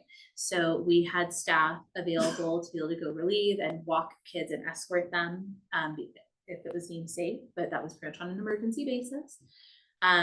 McKinley was also in the secure campus with us that day, and I know it was very tricky. I kept calling over and over, it's almost lunchtime, what do I do? And I had, we were ready, we were already putting lunches on carts, going to cart them around, but thank goodness it was released and we just went to lunch about 20 minutes late. But yes, that's the gist of secure campus. The main thing is we do continue instruction, keep it light, you read aloud. I know a lot of teachers put like an educational show on just to try to keep it ready, but also it's just so important to be ready in case it escalates to the next level. Yeah, the trauma-informed approach is really important, especially when you're having a situation with students, keep them calm. In North Dakota, which my wife's from, you probably would not have a drop cover and hold on, but here in California we do. And so Principal Clun's going to, which is interesting, is going to just talk briefly about just her drill experience with students with drop cover. I love earthquake drills. We do have our drills each month. The earthquake's one of my favorites because we do have, we can't really make the ground shake. So we get on the PA system and I actually take a cup full of pens and things like that. And then like have my office manager, we say the earth is shaking, and give them directions on what to do, and we make all the noises and everything, and oh, the earth is stopped, right? So we have fun with that. But then when we turn around, the kids, we take pictures very seriously. So we do practice them, and the kids do a great job. When we do the practice, it's really important that I actually get on the PA system and tell them what the expectations are and how we're going to be looking. And then when we go outside and after we've evacuated after the earthquake, I tell them how much time it took to get out there. I ask around and we get feedback. Okay, we're a little fast over here. We need to be quiet, so we're listening for directions in case you have to go a different way, things like that. As the year goes on, for 4th and 5th graders, I might throw them a little loop, like a sign at the top of the stairs saying, oops, these stairs are out, go find another way down, right? So we make sure that the little ones feel like it's very safe and they know what to do. And the older ones, especially, we want them to act as leaders and to be thinking on their feet. Thank you. Shelter in place basically should probably be called a nature hazard of some sort, right? But it's not. They call it shelter in place. That just basically means something external is going on, but it's not a violent act externally. It's a natural threat. So think fire, think smoke, think sometimes wildlife. And Mr. Land, Principal Land is here to talk to us about shelter in place and coyotes. Well, there you go. He said it all, so I don't really have to say anything except shelter in place is a very informal, like, okay, everybody get inside, close your doors. Instruction keeps going on. Windows are closed depending upon the environment issue. A couple of years ago we had fire, the fires and the smoke and the hazards. So shelter in place is important. For middle school and for most PE classes, it becomes an issue. So especially the other day, a couple of weeks ago, we had a coyote up in the BIS field. And luckily, our PE staff have walkie-talkies to communicate. They let us know. So we put a shelter in place right away, and everyone went to their rooms, and we called the police, and someone came out to look and see. The coyote was more afraid of us, but it was a big one. And we kind of watched, and when it went on, we were okay. We did it all clear after a while, after the police were kind of walking around and going around. And so then we do the all clear, and things go back to normal. So it's a very interesting experience.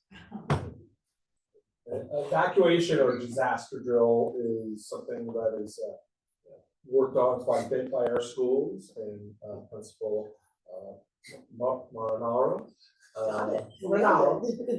is here to talk to us about how we prepare. So we do a lot of evacuation practice during the school year.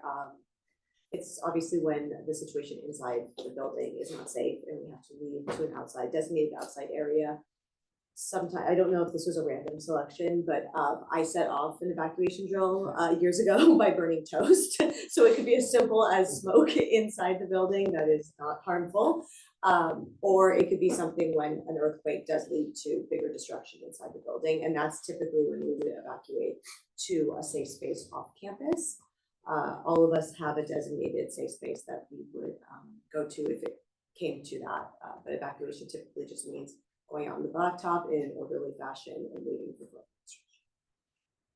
The secure campus is probably the most common call of action, just because usually threats are going to be off campus, but it's also the one that's most commonly talked about as a lockdown, and but a lockdown means something very different, and so Principal Presco is going to talk to us about that. I was so glad that Alyssa brought that up, because even you'll have the communications that go out from the district that it's a secure campus or it's a shelter in place, and parents or community members will say there was a lockdown. For some reason, it's just confused a lot. Fortunately, I've never had the experience of a real lockdown. And many, many years ago, we would do trainings with pretending that there was a lockdown situation, and students would hide in their classrooms and barricade. Now with trauma-informed practices, that is not the case anymore. We don't practice what we would do if there was an active shooter on campus. What we do is we talk to our staff in tabletop exercises to kind of scenario plan, to talk about different scenarios that could come up in the event that we have a shooter or violence on our campus, what they would do. Our school resource officer, amazing. They stand by to support. They can come to your staff meeting or meet with you. They're always a source of support for teachers to think about their current classroom, how they would deal with the situation. And whenever the school resource officer comes at the beginning of the year, I know it's a practice for many principals to talk about what are some areas to be aware of, where we want to look and be aware of that people might be coming onto campus. Maybe they hop over the fence like they could at any of our schools, but just to be aware of potential entry points. So there's a book, if you look on the county website, that has been published, and it has student illustrations, and it's called Think on Your Feet, Pete.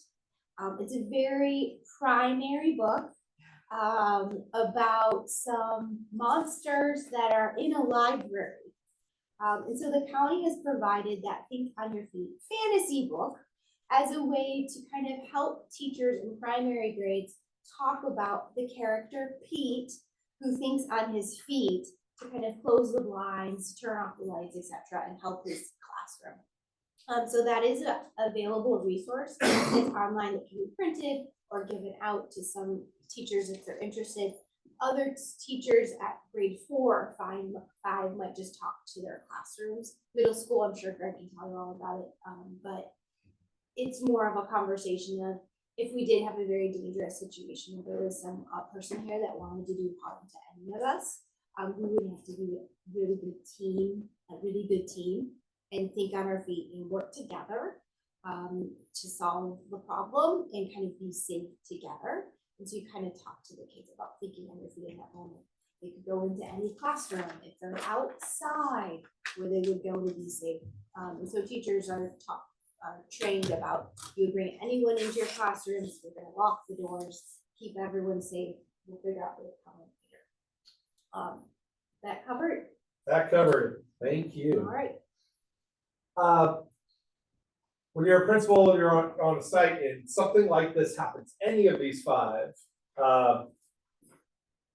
you don't always have time to run to your computer, type up a message, then make a phone call with a recorded message and send it out to your community. Principal Lawrence is going to tell us about what we have. With that. That phone that we just heard about. Yeah. Sorry, Drew. In the office, in every school office, there is a phone which has a very, very simple interface. You can lift the receiver and there's a button for each one of the big 5 protocols. I can read you the script for a couple of them. The evacuation button says, attention staff, evacuate the building immediately, proceed to your designated safe areas.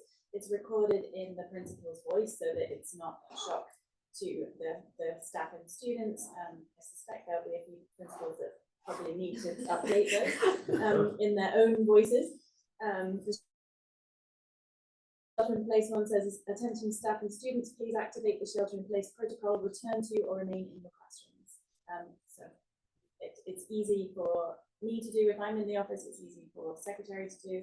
If I'm not in the office and we're communicating via walkie-talkie, I can have it just press the button. Finally, Principal Garcia Fernandez is going to talk to us about our gate script, or what's supposed to be read for visitors when they come and visit. Good night, everybody. I'm glad that I can talk about how it's our security protocol when a visitor rings the bell in the school entrance. So we have the system where when you ring the bell, the camera lights in the office, there's a phone, and the secretary can speak with the person at phone. So the idea is that if the person is not visible, the secretary will.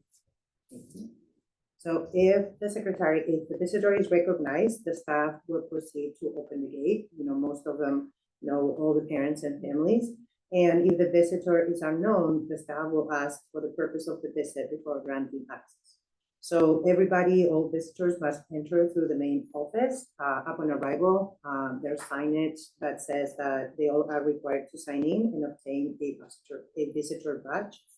We also have signs in the school that limit the public access with private access. And so we can know what is the entry point and guide all the visitors to the office. These procedures align with California school safety protocols and the San Mateo County guidelines to ensure secure campus. Thank you. Special thanks to their principals for putting all the time and effort into leading their safety committees and their site councils and making sure that this can get to you in a timely manner before the March 1st time that the state and the auditors would like to see. So we have that before you, and I can take questions. Are there any questions? Go ahead. I have a question about drills. So there's a lot of drills that happen with students. Is there any drills that happen without students, like communication protocols, like simulated calling of various ones of the big 5, like that kind of thing? Yeah, so most of the county police departments actually get together for active shooter drills. Usually San Mateo Union would host it, but it would be everyone from Redwood City all the way up to Daly City coming together. Normally administrators are invited to attend, but it's mostly focused on simulating an active shooter scenario on a school campus. They usually do it in the middle of summer when students are far away. They choose a campus that's not obviously used for summer school, things of that nature. And there's a lot of posting in advance of that drill because there's about 100 police cars in front of the building, and they hear gunshots and things of that nature.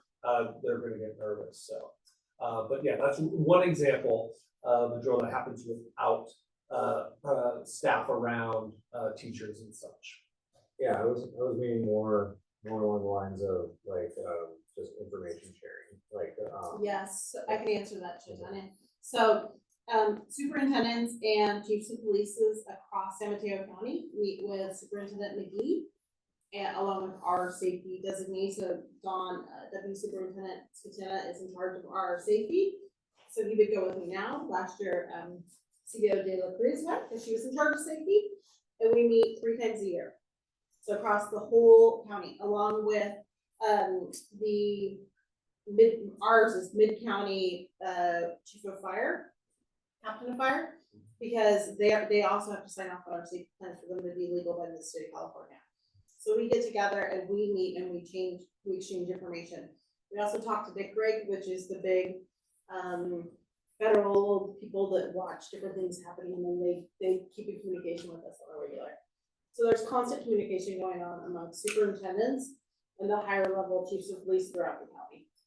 Yes. And then also our district chooses, and we started it again this year, to send text messages out.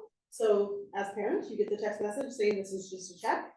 We're redoing that this year because sometimes people, when they're entering registration, hit one number wrong. We want to make sure that we have the most accurate information for text messages. The one thing, Dawn, can you talk about, we're going to do a parent night next month for Big Five? Thanks. So I'm going to be hosting and doing a training for our parents, inviting on Big Five, talking about a lot of the items we talked about, giving examples, real world examples that we've had in our community. So I think we'll be in April, I believe, where we share.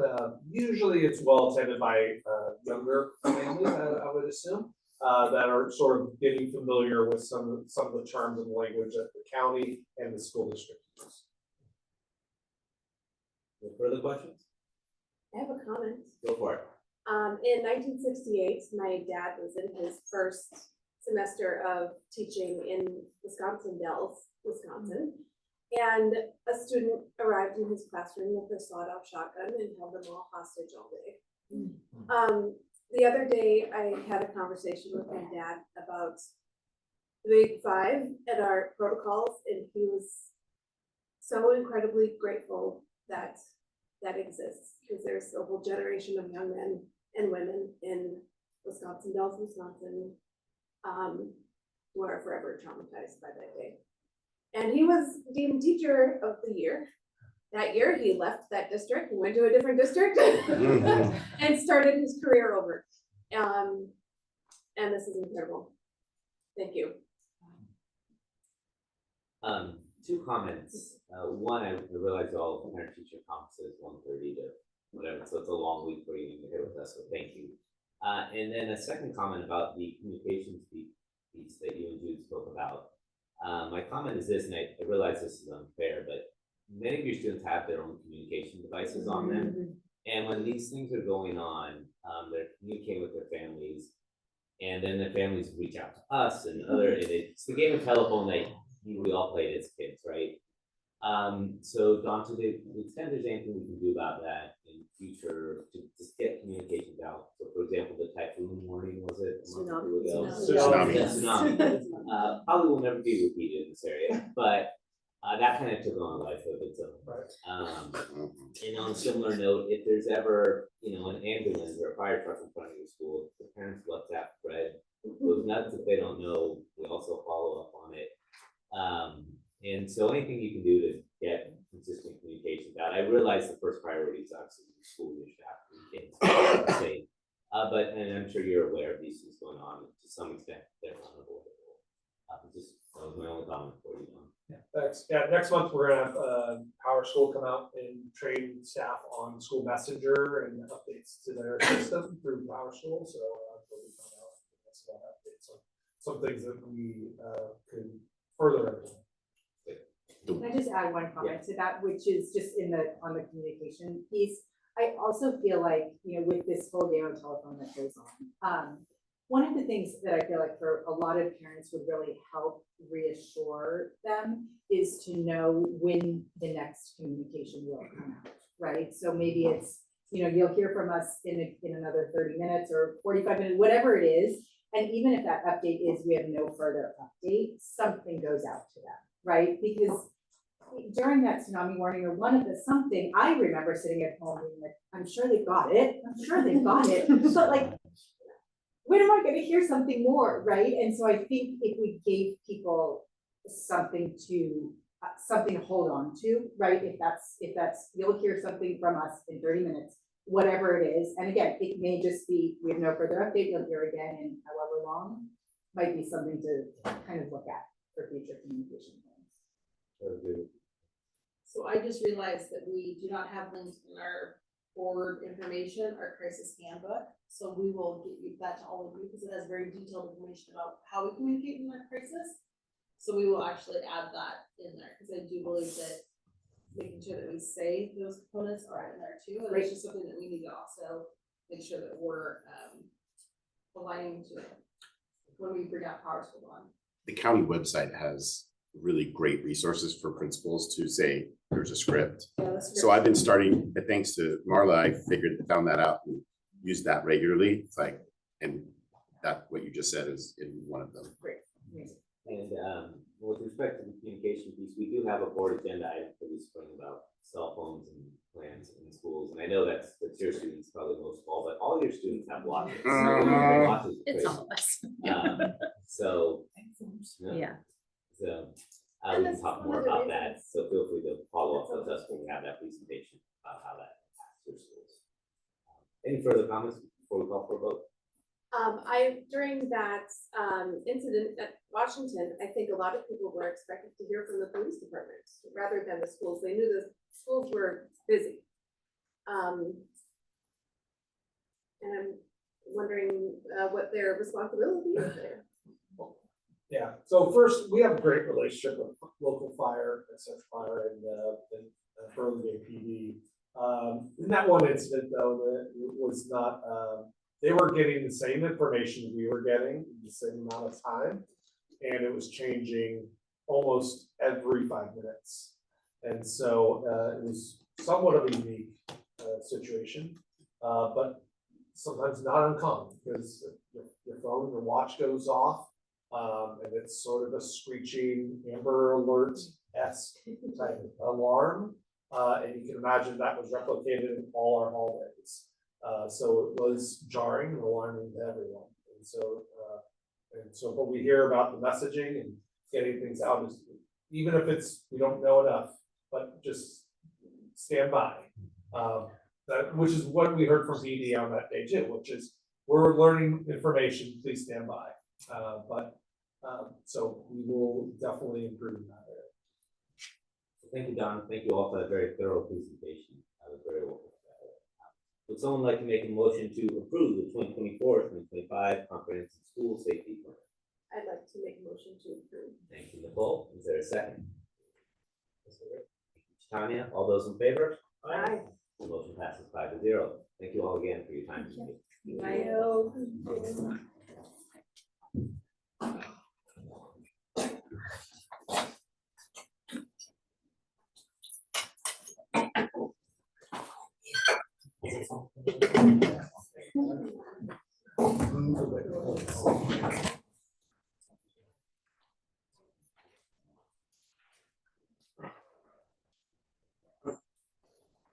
All right, we are moving on to item 15C, summer learning. We have Dr. Williams, CIS.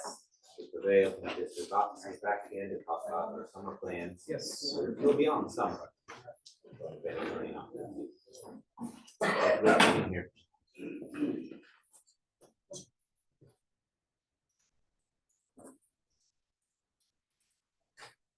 Right, can you hit the heat on your way out? I know, I'm cold. There is Put the quarter in the machine. broken. Mr. Tronas, what's going on here? I keep telling them. Where's Pelican? Right here. Omar, it's on order. We gotta be glad. Yeah. Can you add this for agenda for tomorrow? Then Thank you, Dr. Williams and Matt. yes, good evening, everybody, or again. So we're here to talk about the summer learning program that we have coming forward, give you some numbers around it and some of the ideas that we're kicking around and planning for. Let me show this slide 3.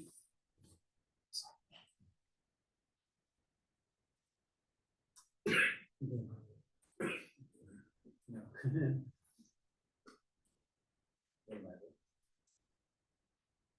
You just have to scroll. Oh, there you go. Go for that. Perfect. So in summer 2025, we're planning on, typically it's been what we've done in the last few years.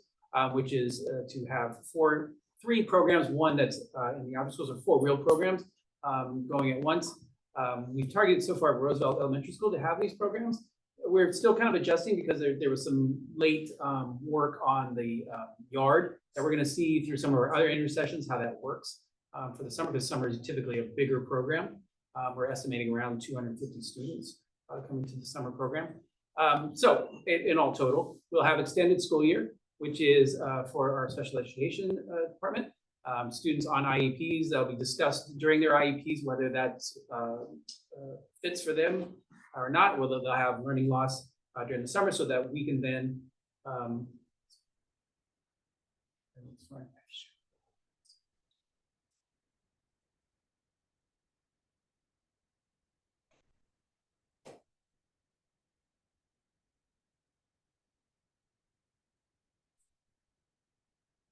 okay. So that'll all be discussed during their IEPs, whether or not that's appropriate or not for them. We have our Step Up to Kinder program, which is for students who are preparing for kindergarten. It's interesting, during the farmers market this weekend, a couple of parents come up to me asking me about possibly redshirting their students or possibly starting late or things like that. And part of that process that we have is to encourage Step Up to Kindergarten for them, to give them kind of that head start that their parents feel they need. Also, we're starting to have discussions with principals around students that are currently in their school about that would be appropriate for them as well. The Summer Academy is the big program that we have running through ELAP, which pulls from all different schools, has transportation that we'll discuss, and goes from kindergarten all the way to transitional kindergarten, TK, all the way to 6th grade. This comes from our ELAP funds. This year, we are definitely implementing one of the things we promised from last year with a formative and summative assessment to make sure that we can track the growth that's happening. Jermaine will talk about some of the programs that we've been kicking around to start. It's pretty exciting stuff that we're starting to talk about. And then we'll have a community partnership with an after-school program that we are currently talking to a few programs to cover the 3 o'clock to 5:30. What we're aiming to do is to receive the ELAP funds, is have 9 hours of instruction for students for ELAP, which means 8:30 to 5:30 basically will be covered for those students. Will have that opportunity for them. That's a lot about enrichment, a lot about academics and literacy, and certainly we have a veteran core group of teachers who we're already talking about stepping into these roles to help make sure that our students are getting what they need. I do think, just anecdotally and looking at the data, we talked about this before, that it did have the programs had a really already helped a lot of our students advance further than what we have seen in the past. So I think it's had a lot of benefits. We're looking for, like I said, formative and summative data to prove that out this year. So this kind of breaks down the programs a little bit more, and it's kind of what I was talking about before. Gives the dates where we are overlapping a little bit more with our Step Up and our extended school year this year. Typically, we give it a little bit of a jog, but because of dates and how we wanted to run it, we started one after the other. And basically, the times of each program were on there. Staffing that we're looking at, again, roughly 20 teachers will be on site with support staff as well, and all the different programs. Many, if all, we've already started looking at our intercessions we're running an intercession next week for students, and also one in April as well. And and those are fully staffed already, and we had to turn people away. So it's still a popular program amongst our teachers and our staff. So I don't expect we'll have any issues in hiring. And Dr. Jermaine Williams can speak about the program that we are proposing to run. Yeah, some of the daily programming for the Summer Academy is going to be mathematics literacy, and coming soon is going to be VAPA. Majority of the teachers, when I interviewed them, they actually, are experienced in the math mindset. That's, Stanford program, introduced by Dr. Joe Bowler. And also the Lego stand is a program or curriculum that many of the teachers have been trained in as well.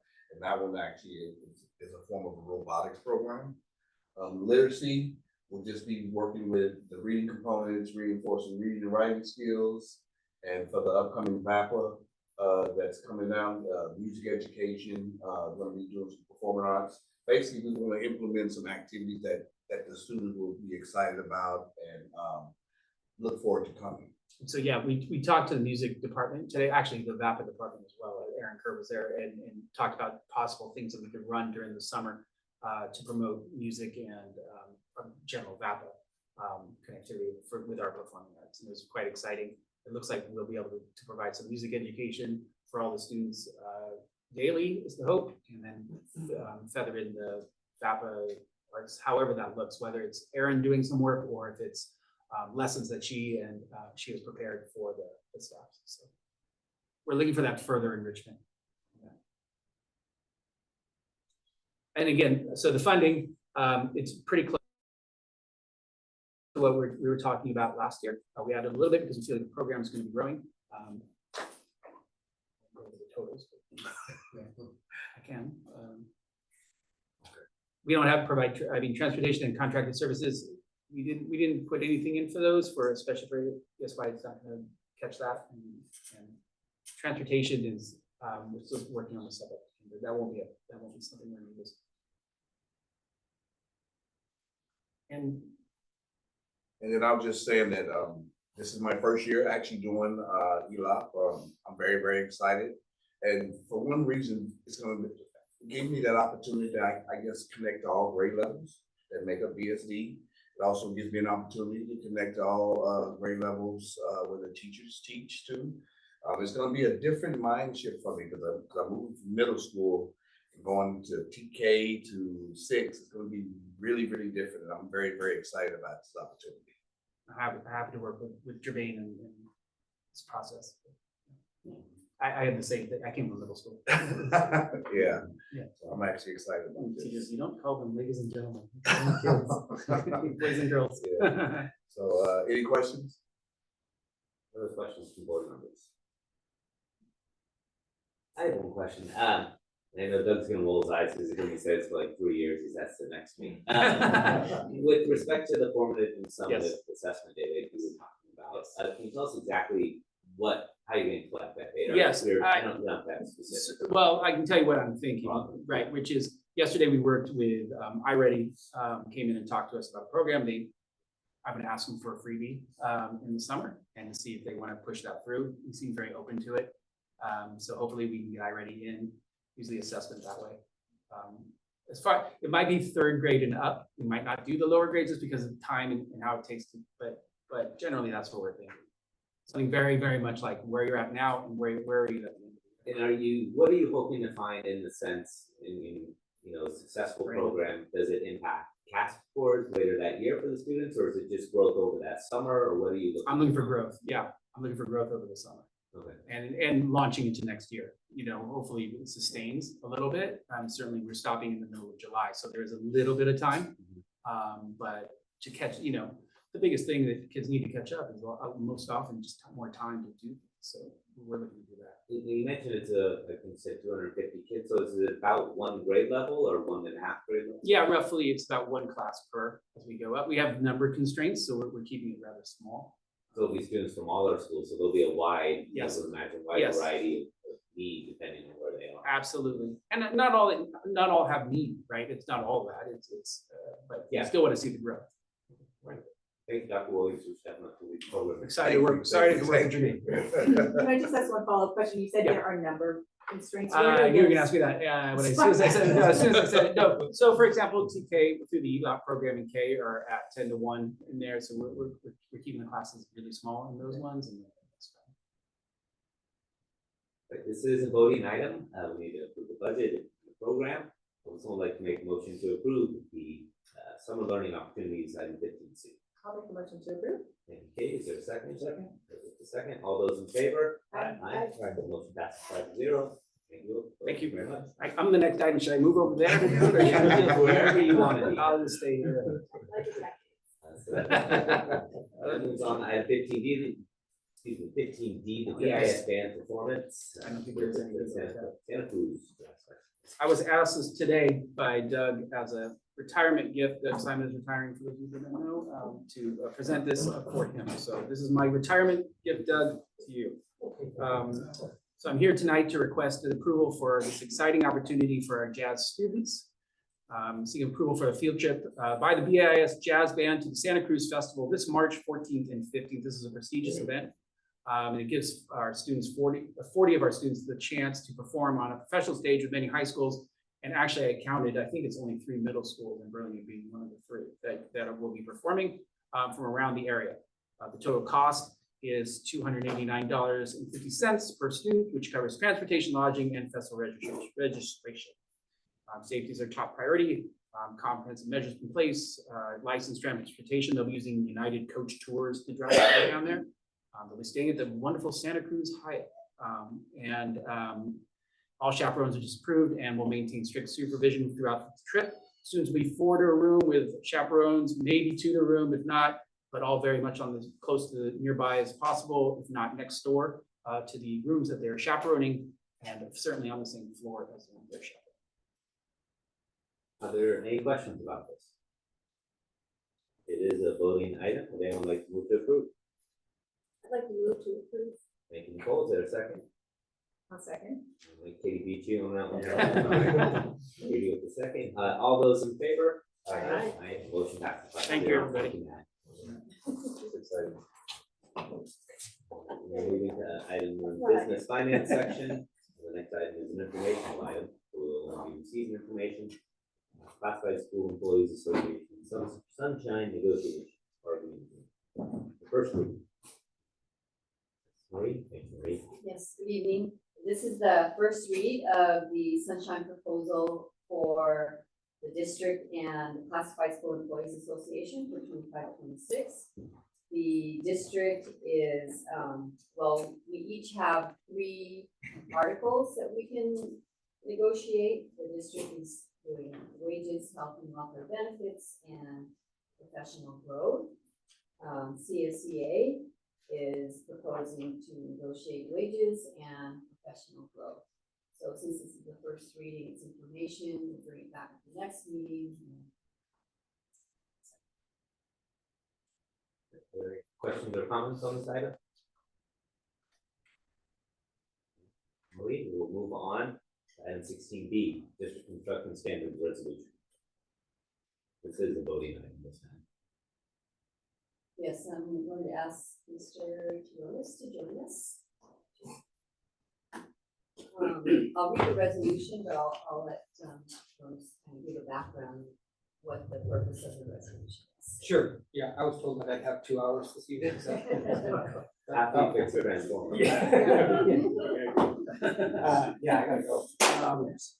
So, real quick, as described in the board exhibit, we're updating the district standards as allowed under the public contract code for various construction materials, items, and systems. We haven't updated this in a while, but it's come to our attention that there are various systems and materials that we ought to standardize, in particular things like mechanical controls. With the new system that's been deployed as part of the BIS modernization, for example, because those systems that were put in place under a bid contract, we can now standardize as allowed under the public contract code. And in order to do that, it has to be by board resolution, and so that's why we're here before you for action this evening. Again, this is working with district maintenance staff as well as scrutinizing what we've been seeing in the materials that have been installed under some of the open specs for our construction projects, and now standardizing so that we can specify specifically what the materials would be for any construction project moving forward. So that's the resolution that's before you this evening. Okay, we'll go ahead and read the resolution. So resolution number 2425-20, Burlingame School District for designation of specific materials, products, things, or services on public works projects. Whereas pursuant to applicable law, the Burlingame School District will be awarding construction contracts to various contractors for various public works projects. Whereas pursuant to California Public Contract Code Section 3400 and other applicable law, the district wishes to, in specific instances, list and or designate in its bids or request for proposals on its public works projects one specific material, products, things, or service.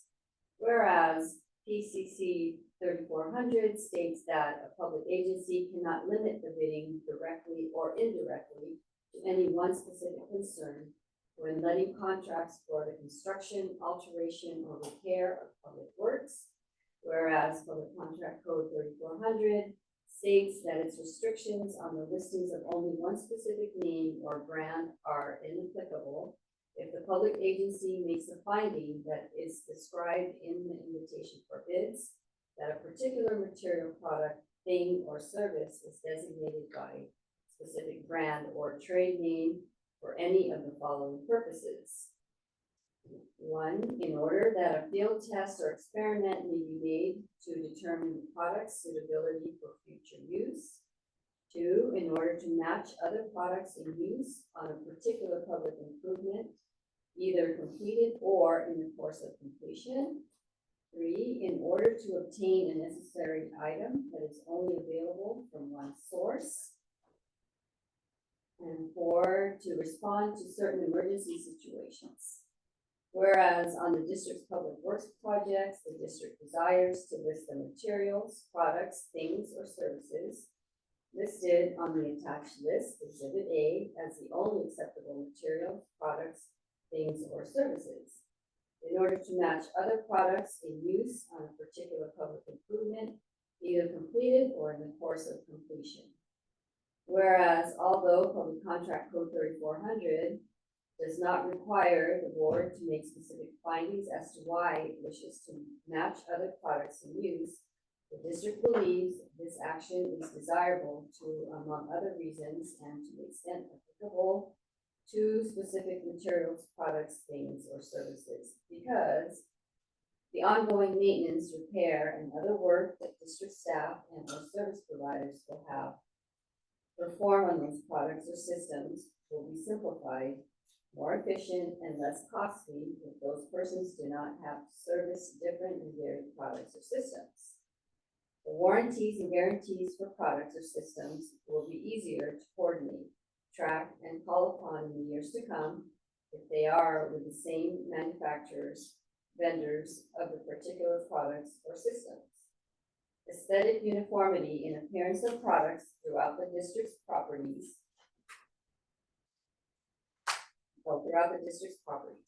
Now therefore, the Board of Trustees of the Burlingame School District hereby finds, determines, declares, orders, and resolves as follows. Section 1, that the above recitals are true and correct.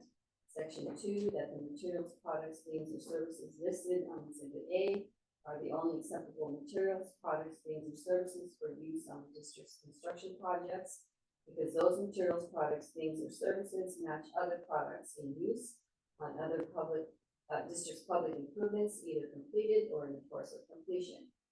Section 3, that the district shall list in its invitation to bid or other contracts or licitations for the district's public works projects the materials, products, things, or services listed on Exhibit A as the only acceptable materials, products, things, or services for use on the district's construction projects. Section 4, that the district superintendent and or her designee is authorized pursuant to this resolution to take any action which is necessary to carry out, give effect to, and comply with the terms and intent of this resolution. Do I read past? Well, it's not past. No. It's your recommendation we approve this, is that correct? Yes. Yes. Are there any questions or comments from trustees on this issue? I have a question about the only language. I can understand the want to standardize, but in the future, if some of the things defined here in Exhibit A are no longer available or something, does that require another resolution? We would come back to you with the revision to this. That's correct. Do you have a follow-up on? Pretty easy. Yeah, trustee, just as a detail, that's one of the reasons why we're not hugely specific. In other words, we don't have detailed specifications exactly for the items. For example, the drinking fountains, we want to list the manufacturer, but we don't list a specific model because that can go out of date. That's an example of what you're getting at. Anything else? Any questions or comments?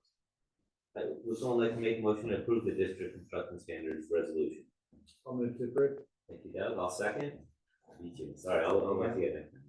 So Doug made the motion, I seconded. All those in favor? Aye. Motion passes 5-0. Thank you. Thank you, Richard. Moving on to item 17A, LCAP update from the superintendent. This is an informational item. We will not be voting, but we can ask questions.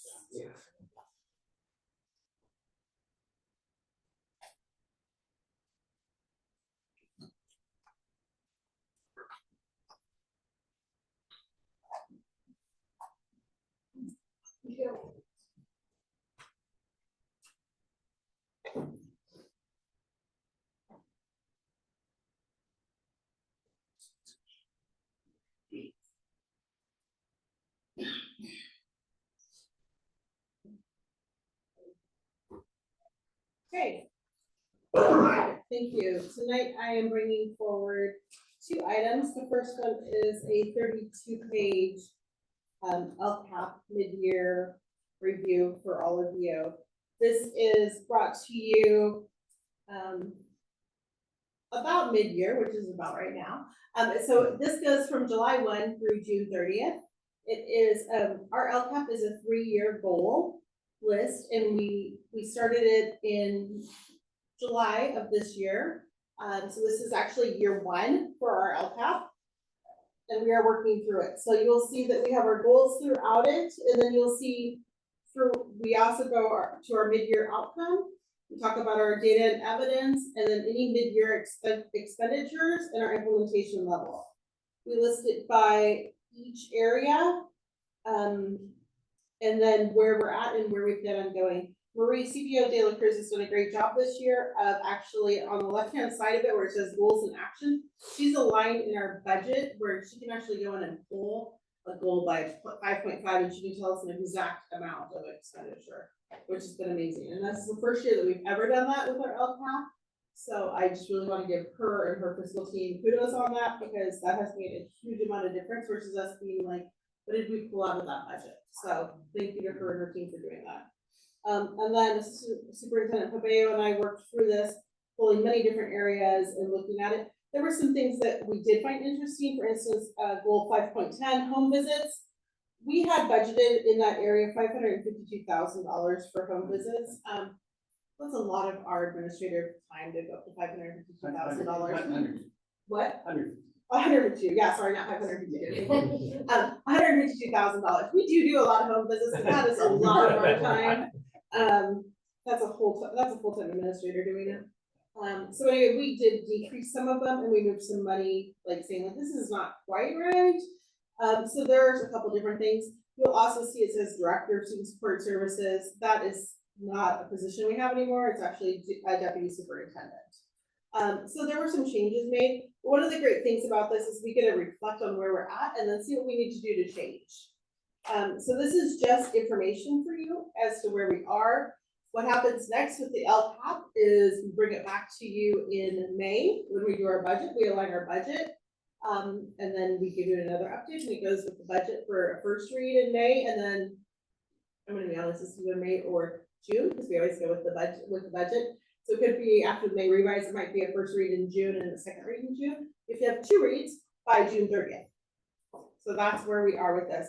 It's a wonderful read with a lot of details. But what we really want to spend time with you on is the multi-year plan for student success. So let me move this little fun thing and then go to this. So this has been kind of a dream in the making. A couple years ago, Kirsten actually gave me a green journal that I drew in and dreamt about and thought about in Burlingame for many years. So this is in looking at our data and living through it, and then thinking about you know, a 3-year kind of plan and dream of Burlingame, and then working really closely with Matt and onboarding with Marie this year, and then knowing who we are and where we want to go, and then having Dawn. I'm gonna walk you through kind of our current year and then our 2 years out as to where some thoughts are, as to where we really are excited to kind of take it to where we're planning for the Burlingame School District to keep going. So the first thing we're going to show you is this is our current trends that came out of our demographers report from this year. It's pretty exciting because when you look at San Mateo County, and you look at the districts around us, and you really look at who we are, we're pretty stable and we're growing. So it's nice to see. We added some grade levels, but we're consistent. And part of that is because of really the foundation that we've built here. Our schools are solid, our students are solid, our teachers, what we bring and what we give to our educational lens has been really strong. And so it's nice to see that change over time has been consistent. We had dips right after the pandemic, but we're really coming back, and we're coming back strong. So that's been a very nice thing as we go ahead and plan and we go forward with our facilities and our retention and recruitments. So again, we have really stable enrollment. We've had stable achievement. We've had stable staffing. When we looked at our early incentives, we didn't see a lot of people leaving. We have people that are leaving because they've been here for 30 years and they're sad they're leaving and are trying to figure out how to come back. We have not had a huge amount of turnover when you look over the last couple of years. And that's exciting. After we had a review a couple of years ago and working with CBO de la Cruz and moving things to restricted, our amazing community that has supported us through bond, to parcels, our foundation, we're pretty stable financially. And I think we've made very smart decisions by not always going 1-for-1 when it comes to teachers, making sure that we are leveraging what we have, spending the funds that we need to spend first. So I think based on all of that, we have a lot of pride in what we've been able to do and make really good decisions for our students. So where do we go? We know that we want achievement for each and every student.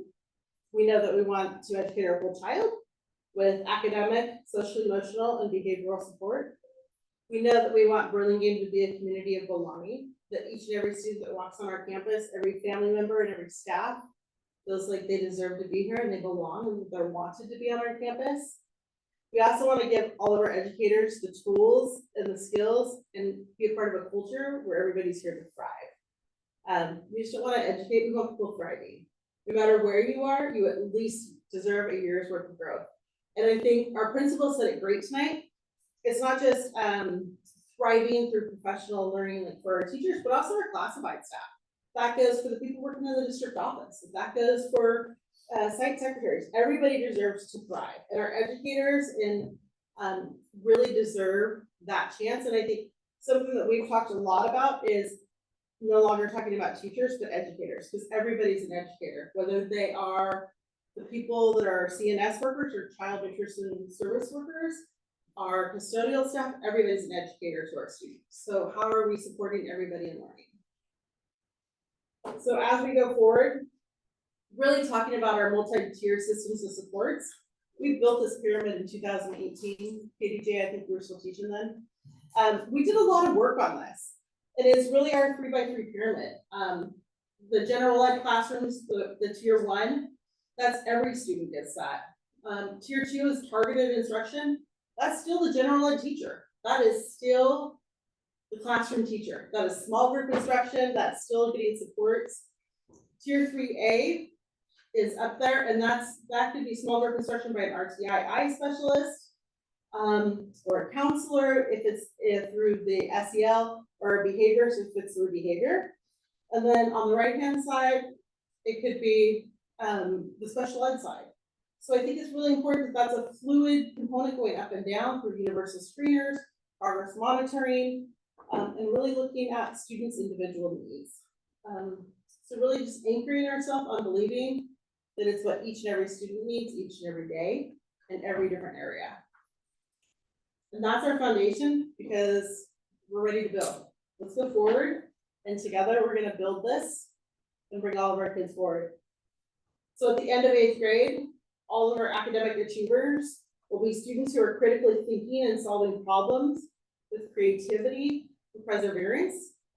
I think these are things that we can do with our curriculum and our students.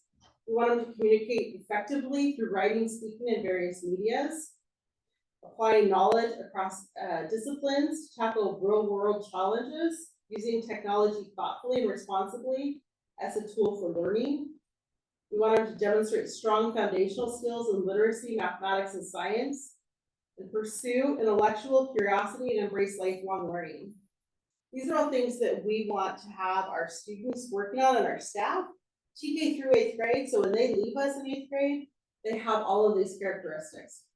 We want them to be empowered individuals that are developing resilience and strategies to manage stress and challenges. We want them to be making responsible decisions about their well-being, to advocate for themselves and their learning needs, build healthy relationships and resolve conflicts constructively, recognize and regulate their emotions, demonstrate confidence and self-awareness. We want them to be community contributors that value diversity and demonstrate cultural understanding, show empathy and compassion for others, take responsibility for their actions and their impacts, engage actively in community service and civic participation, understand their role as global citizens, demonstrate environmental awareness and responsibility, be future-ready leaders who collaborate effectively with diverse teams, think innovatively to create solutions, adapt to changing circumstances with flexibility, set and achieve meaningful goals, lead with integrity and ethical behavior, pursue their passions while respecting others. So how are we going to do this? This is like the question that we've all been working on. First, we need to look at our resource equity. Next week, I keep talking about the four of us kind of locking ourselves in my office. Surprise, guys. We have an equity of staffing, and we staff at a 1.0 and a 1.25 for UPP. We also have to look at our academic equity standards and where our students are falling. We have to look at our digital equity, and we need to really look at alignments, because right now we have a resource equity issue amongst our schools, and we need to rethink about what that looks like. And that's a conversation that we've all been having independently, but I think we need to come together and really look at that and look at how we can support our students with their greatest needs. We know that we need to build a device plan. There's a law about that, and it says the board said you're going to bring it back and have a conversation with us. But there's also a law where we have to build a device plan for schools. You have to incorporate many different educational partners in that plan, including students.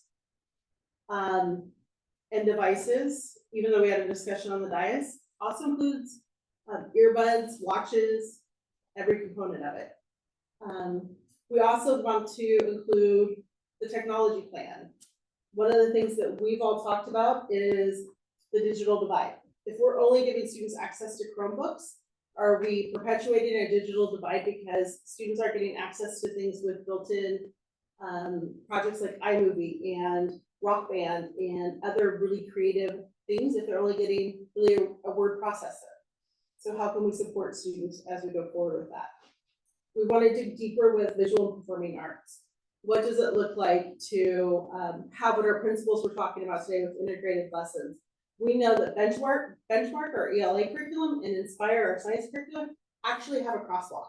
So there is some integrated lessons there, but how can we bring to life project-based learning and help to support our teachers to not feel like it's an and, but it's a way? We've talked about our teachers love the science of reading. Our teachers have loved Berkeley math and math learning. We've talked about how do we bring in professional learning around the science of learning.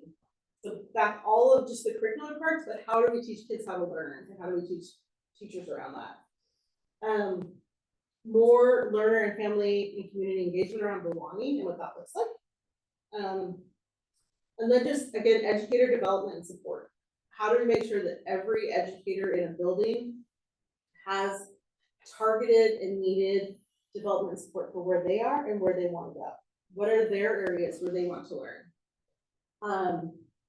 what are the things that as we talk to community members, we deal with Sam's Trans, we deal with parent members. When we were at the farmers market on Sunday, a very nice Washington alumni dad's club dad came up and he's like, hey, how are the kids on the bus lately?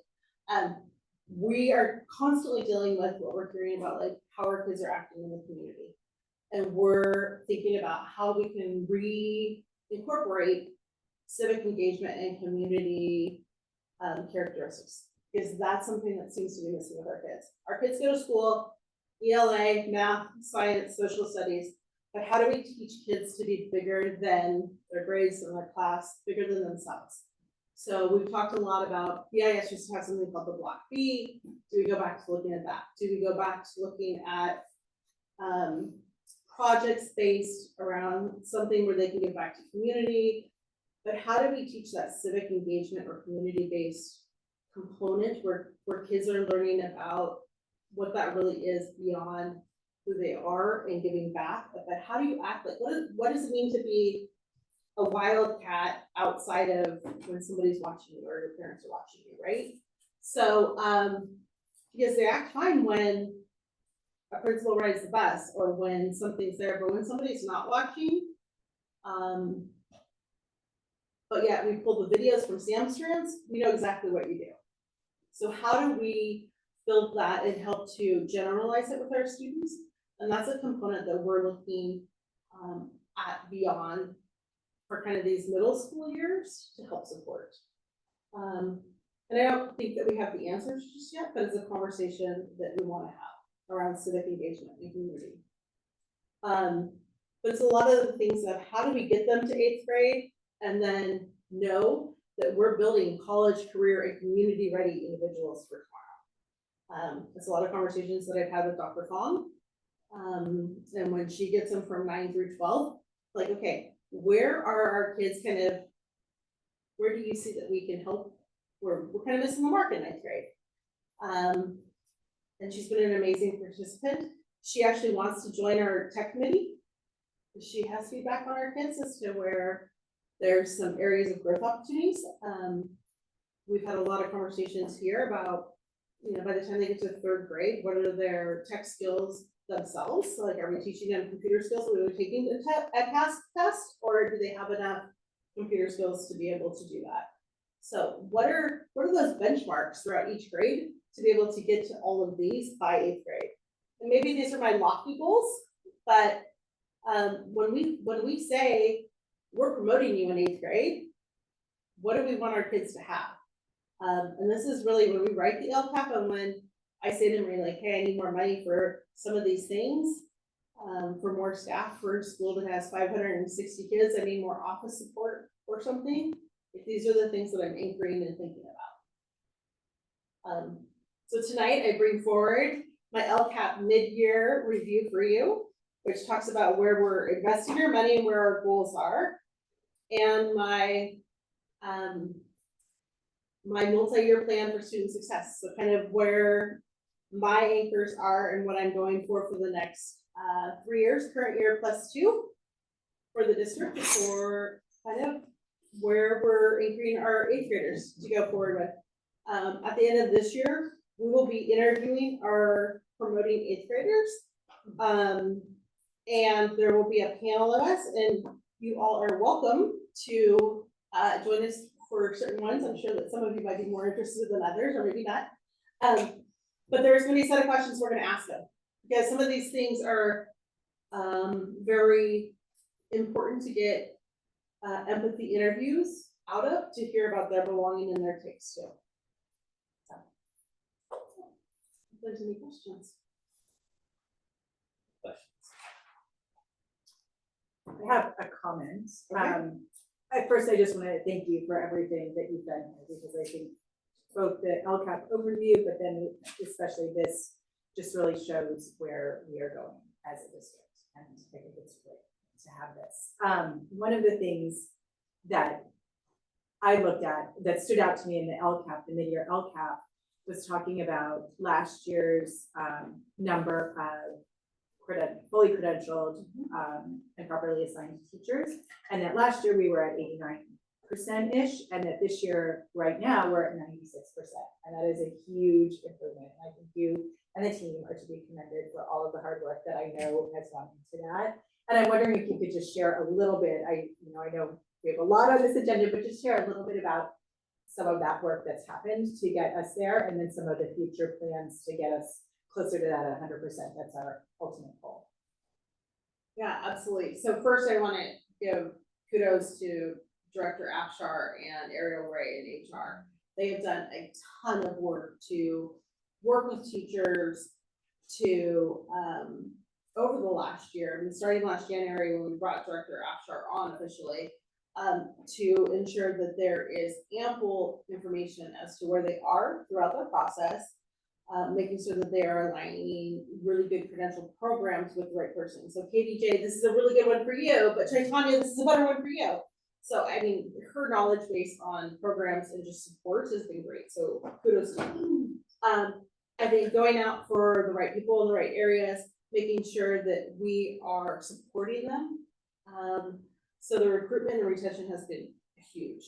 I think also kind of working really hard to build a culture of we're really working towards the belonging and stuff. So people are coming back. I will tell you that not to show our hand, but we had people come back this year that had left. A DLI teacher had left previously. She came back mid-year.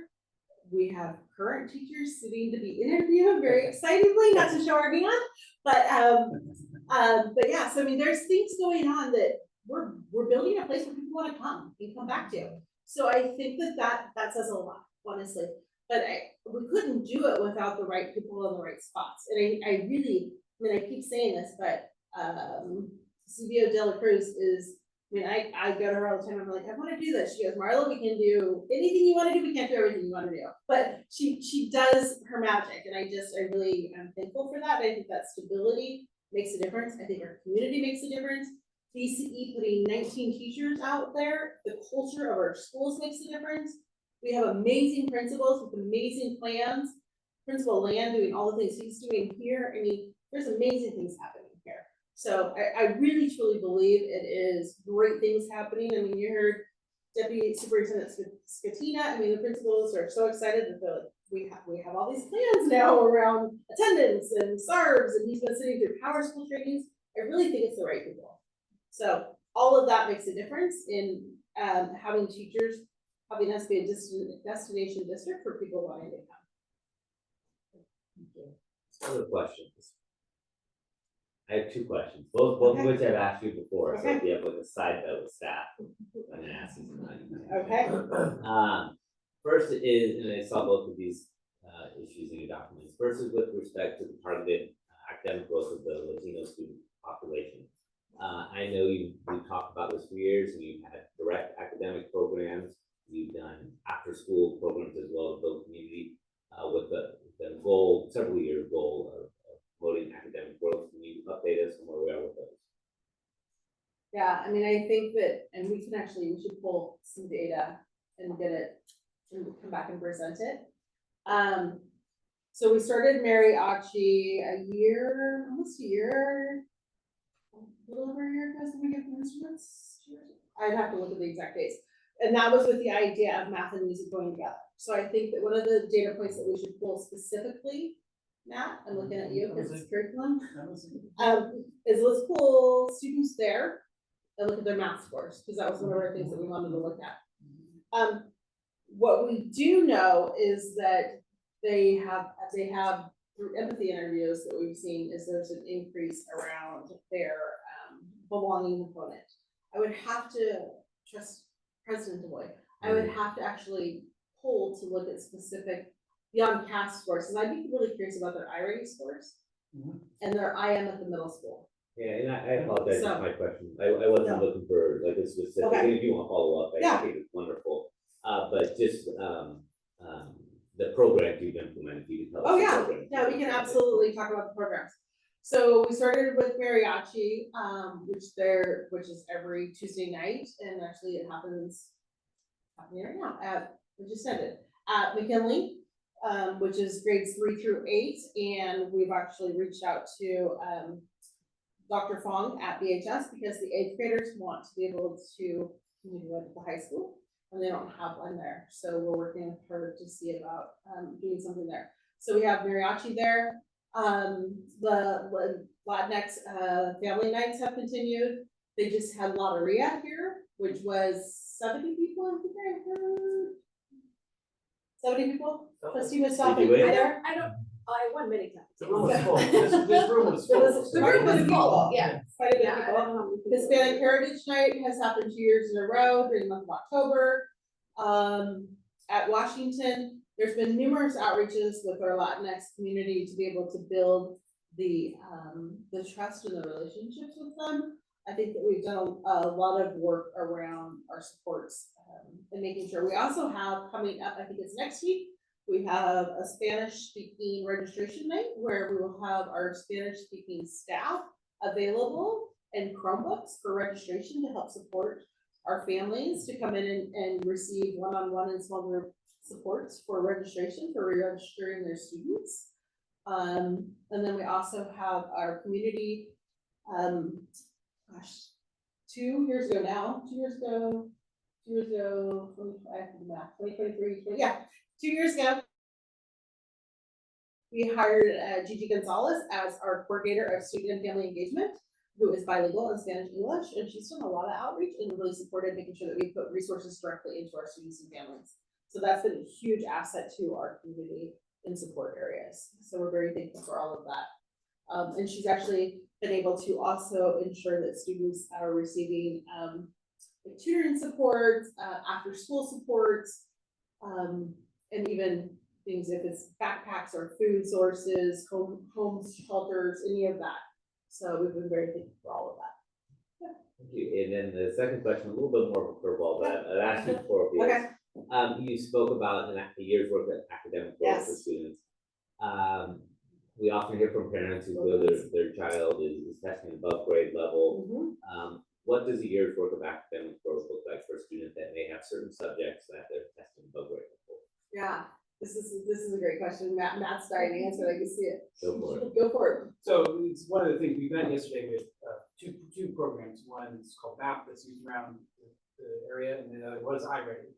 We're looking maybe meet with another one. We're looking for a full-scale K-8 or K-8 assessment program that will track growth. So at Roosevelt, we used iReady all the way through 5th grade because we had Title I funds and put it towards that. And you can certainly see tracking on growth. Students who were a grade or 2 levels behind, but then would show this tremendous growth, but also those students that were in 5th grade with testing at a 6th, 7th grade level would also show up to 8th grade level growth. So you want to track the growth number, and it's certainly computer programs now are able to do that. So that would be and then you can look as a class, how much growth did you make? So at Roosevelt, we always said you would make 100 to 120% with growth in your classroom to be successful. And we had student teachers that would make 170 to 200% growth, which is pretty magical. Others would, every one of them hit the goal. So when you set the goal also, they'll hit it.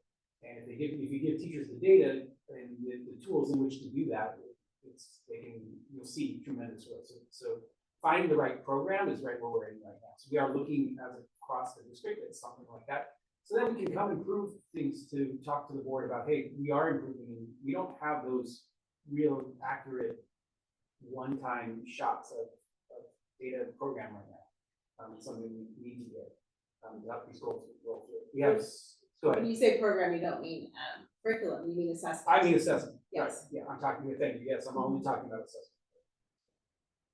It's a snapshot that you take more than once a year. And with our staff, we've been working on picking out priority standards, and the next step then is to, when we assess these priority standards, how do you know they're good?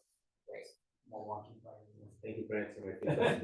Absolutely. So this was an informational item. We will not be voting. Just before we move on, is there anything else for the superintendent? We'll move on. Item 17B, board policies and administrative regulation updates, which is a voting item. For you, do you know, correctly, are we allowed to vote as a slate on this, or do we need to vote individually? We are allowed to vote as a slate, or we can pull them off. It is up to you all. Okay, great. Thanks. Okay, perfect. Actually, we approved the agenda as a slate. So Okay. we can do this. There you go. Okay, so this evening, I'm bringing forward a group of board policies and administrative regulation for a first and final read. The first one's on chronic absentee and truancy, second one, non-discrimination harassment, third one, independent study, fourth one is a board bylaw on board training. Typically, for information for the board, when we bring a board policy, they do not go first and final read. We are doing them as a first and final read tonight due to the fact that we want to go ahead and get these through. For instance, independent study, it does update it to 1 day. We would like to make sure that our auditor has an updated version of that. Non-discrimination harassment, we want to make sure that we have an updated one on that for our board docs and for any concerns that we have coming in. Chronic absenteeism and truancy, Dawn is all over us about getting that one updated. And then board training is just because it was updated in January 2024, and we have new people in our board that we need to get it updated to. It was last updated in CSEA in December of 2024, excuse me, so we need to get that updated. So that we can get all of you up to date on your trainings as board members. Are there any questions?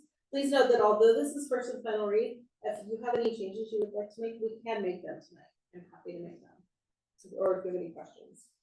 I would just comment that I noticed that ethics training is now required for policy, so I assume that we'll, as board members, will have some, I don't know if that's online or what that is, but it was some direction on that. Yes, so we sent the memo from legal and the board bylaw, and then HR is gonna assign you all some lovely trainings to come in. What day job? Yep. And I asked, we spoke about this before when this came out, if you could also ask the council to find out if it's waivable for those that may have already done similar training in other professions within some time. Yes, we were gonna see if we can submit certificates.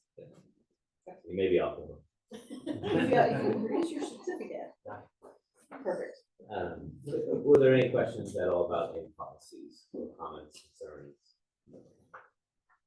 All right. Would anyone like to move to approve item 17B? We'll master slate then read all board policies at once. Board policies and administrative regulations. I'll move approval. I'll second. All right. Thank you, Tommy. Second. All those in favor? Aye. Motion passes 5-0. Thank you. We're ready to go. Item 18A, human resources. Thank you. Good evening, trustees. We have a resolution that I'm very excited to share about. It's professional classroom experience comparable to TK units. So as of this August, there is going to be very careful assessment of the qualifications of both our TK teachers and our TK classified folks. So this first resolution is addressing that we have two teachers, Leslie Basiski and Sarah Sabowski, who have their years experience teaching TK qualifies towards credits that they would otherwise take in a course program. And this is under guidance. I know Trustee Jay, you mentioned, how has our work come together in HR. One of that is we have Ernesto and Sonia over at County Office of Ed on speed dial. They are our best friends. And so under their guidance, they were able to show that there is this way that for our teachers who have been TK teachers for some time, we can credit them this experience as their ECE unit. So should I follow in reading the resolution?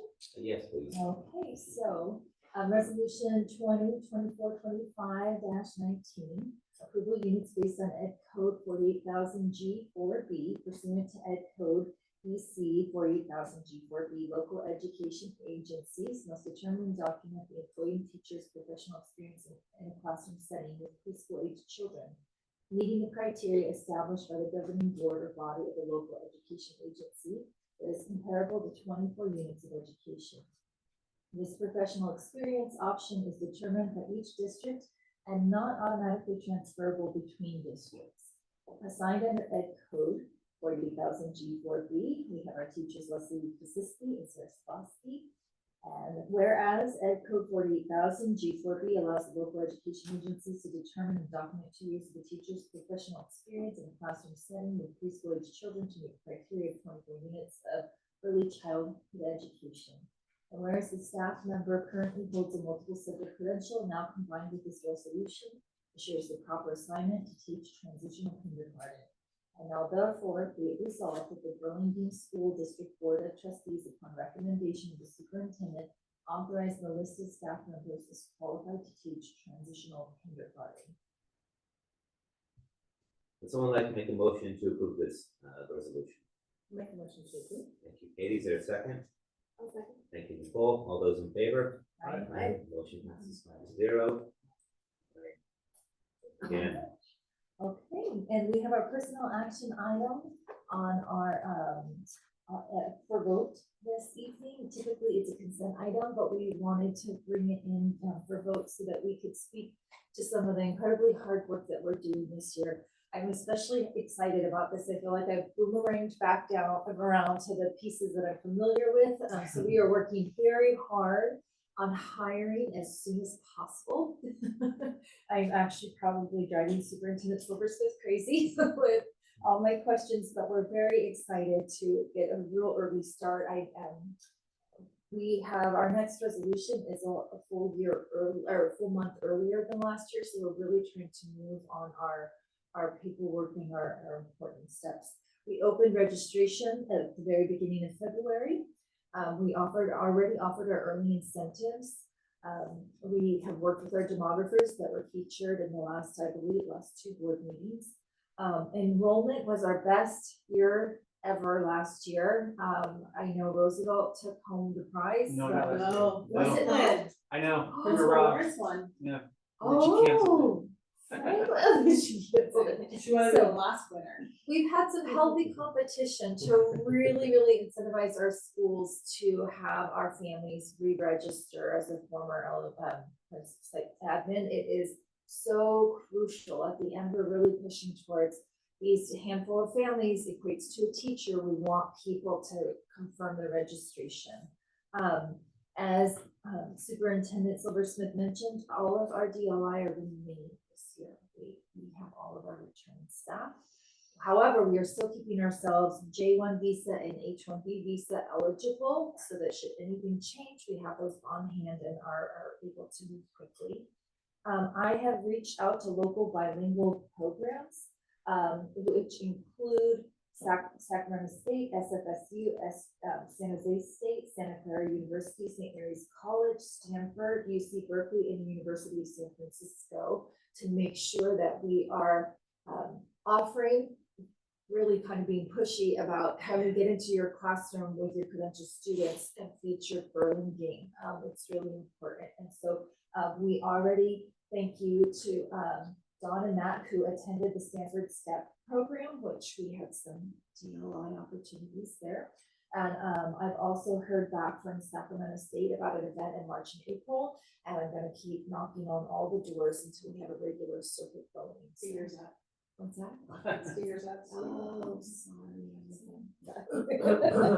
In fact, and we're also, we're to even all the way down to, I keep from San Diego, so I'm also working on Point Loma and San Diego State, and so we're really stretching ourselves here. We also have our county office education recruitment fair happening on March 8th, which is a really wonderful event. And we are really working and ensuring that this year, heading into 25-26, all of our credentials are in good standing heading into the year, that there will be no wavering as we head into the spring and summer of whether our folks are ready to continue. So that is really incredible work, and I cannot give enough credit to Ariel for supporting and staying on, really focused on where everyone is at, making sure that we're supporting folks. It's exciting. It's exciting time. So this one is for a vote. I don't believe I read the memo, correct? So this is the personal action plan. The personal memo? Action, right? Personal Yeah. action plan is Yeah, what you're on? you don't need to do it. Yeah, You're you're good good. with this one. Excellent. And then I said question to the superintendent, for those that are retiring, will we see them one more time here? We will. So we will see them in May when we give them their beautiful blue bowls. So very dear people. Well, I will make a motion to approve item 18B, personal action item 2-11.5. Second. Seconds, thank you. All those in favor? Aye, the motion passes 5-0. Back to Director Asper. Okay, so our next voting item is our resolution of non-reelection of probationary certificate employee. So I will read the resolution. So 2425-23, resolution of non-reelection of probationary certificated employee. Whereas the superintendent has recommended that the certificated employees listed below not be reelected for the 25-26 school year. So this is for certificated employee ID 3025, probationary 0 status. It is hereby resolved that the governing board not reelect the certificated employees listed below for the 25-26 school year. Certificated employee ID 3025, probationary status 0. It is further resolved that the governing board directs the superintendent to give the aforementioned employee notice of non-reelection pursuant of the Ed Code section 44929. If there are no questions, would someone like to make a motion to approve? I'll make a motion to approve. Thank you. I will second. All those in favor? Aye. Motion passes 5-0. We're now on the item 19, statement of board members. This is a friendly reminder, we do still have more closed session items. And we have the board policy. How many times did you say briefly to the principals? It really didn't work. Yeah, no.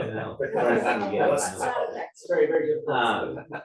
So I'll take my warning for what it means. It's you kind of say whatever you like. Let's do this. Please. All right, we had a very exciting month. My whole family's been sick, in and out of school. I attended a bunch of events with Dr. Silversmith, including Chamber of Commerce luncheon, PTA council today. I invited my family to help me crash the 100 days events at the district office. That was very fun. Encouraged registration at Sunday's farmers markets. Looking forward to school site visits. I'm also in a couple weeks beginning CSPA's Masters of Governance program. Very exciting. And maybe we can expand that Washington bike bus over to us in the annex so we can cross LPO and California safely someday soon. Go for it, Johnny. I'll be brief. It was pretty exciting to see the community and all the events that happened over the past month. I think the readathon was really great, and the 100-day events across the district were just amazing to watch. Thank you. I'll be very brief. I just wanted to shout out BCD as well for the amazing job they did with readathon. And then I also wanted to share that last week my boys came home with these huge long snakes, these paper snakes that they had made for Year of the Snake. And they just were like over the moon, loved the project. They were doing them at home and just were so excited about it. And they made them at school. And then later I happened to be on our website and something took me to the VAPA site and I realized it was a VAPA project.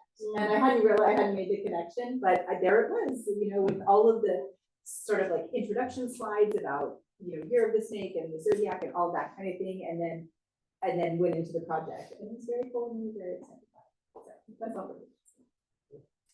Nothing from me.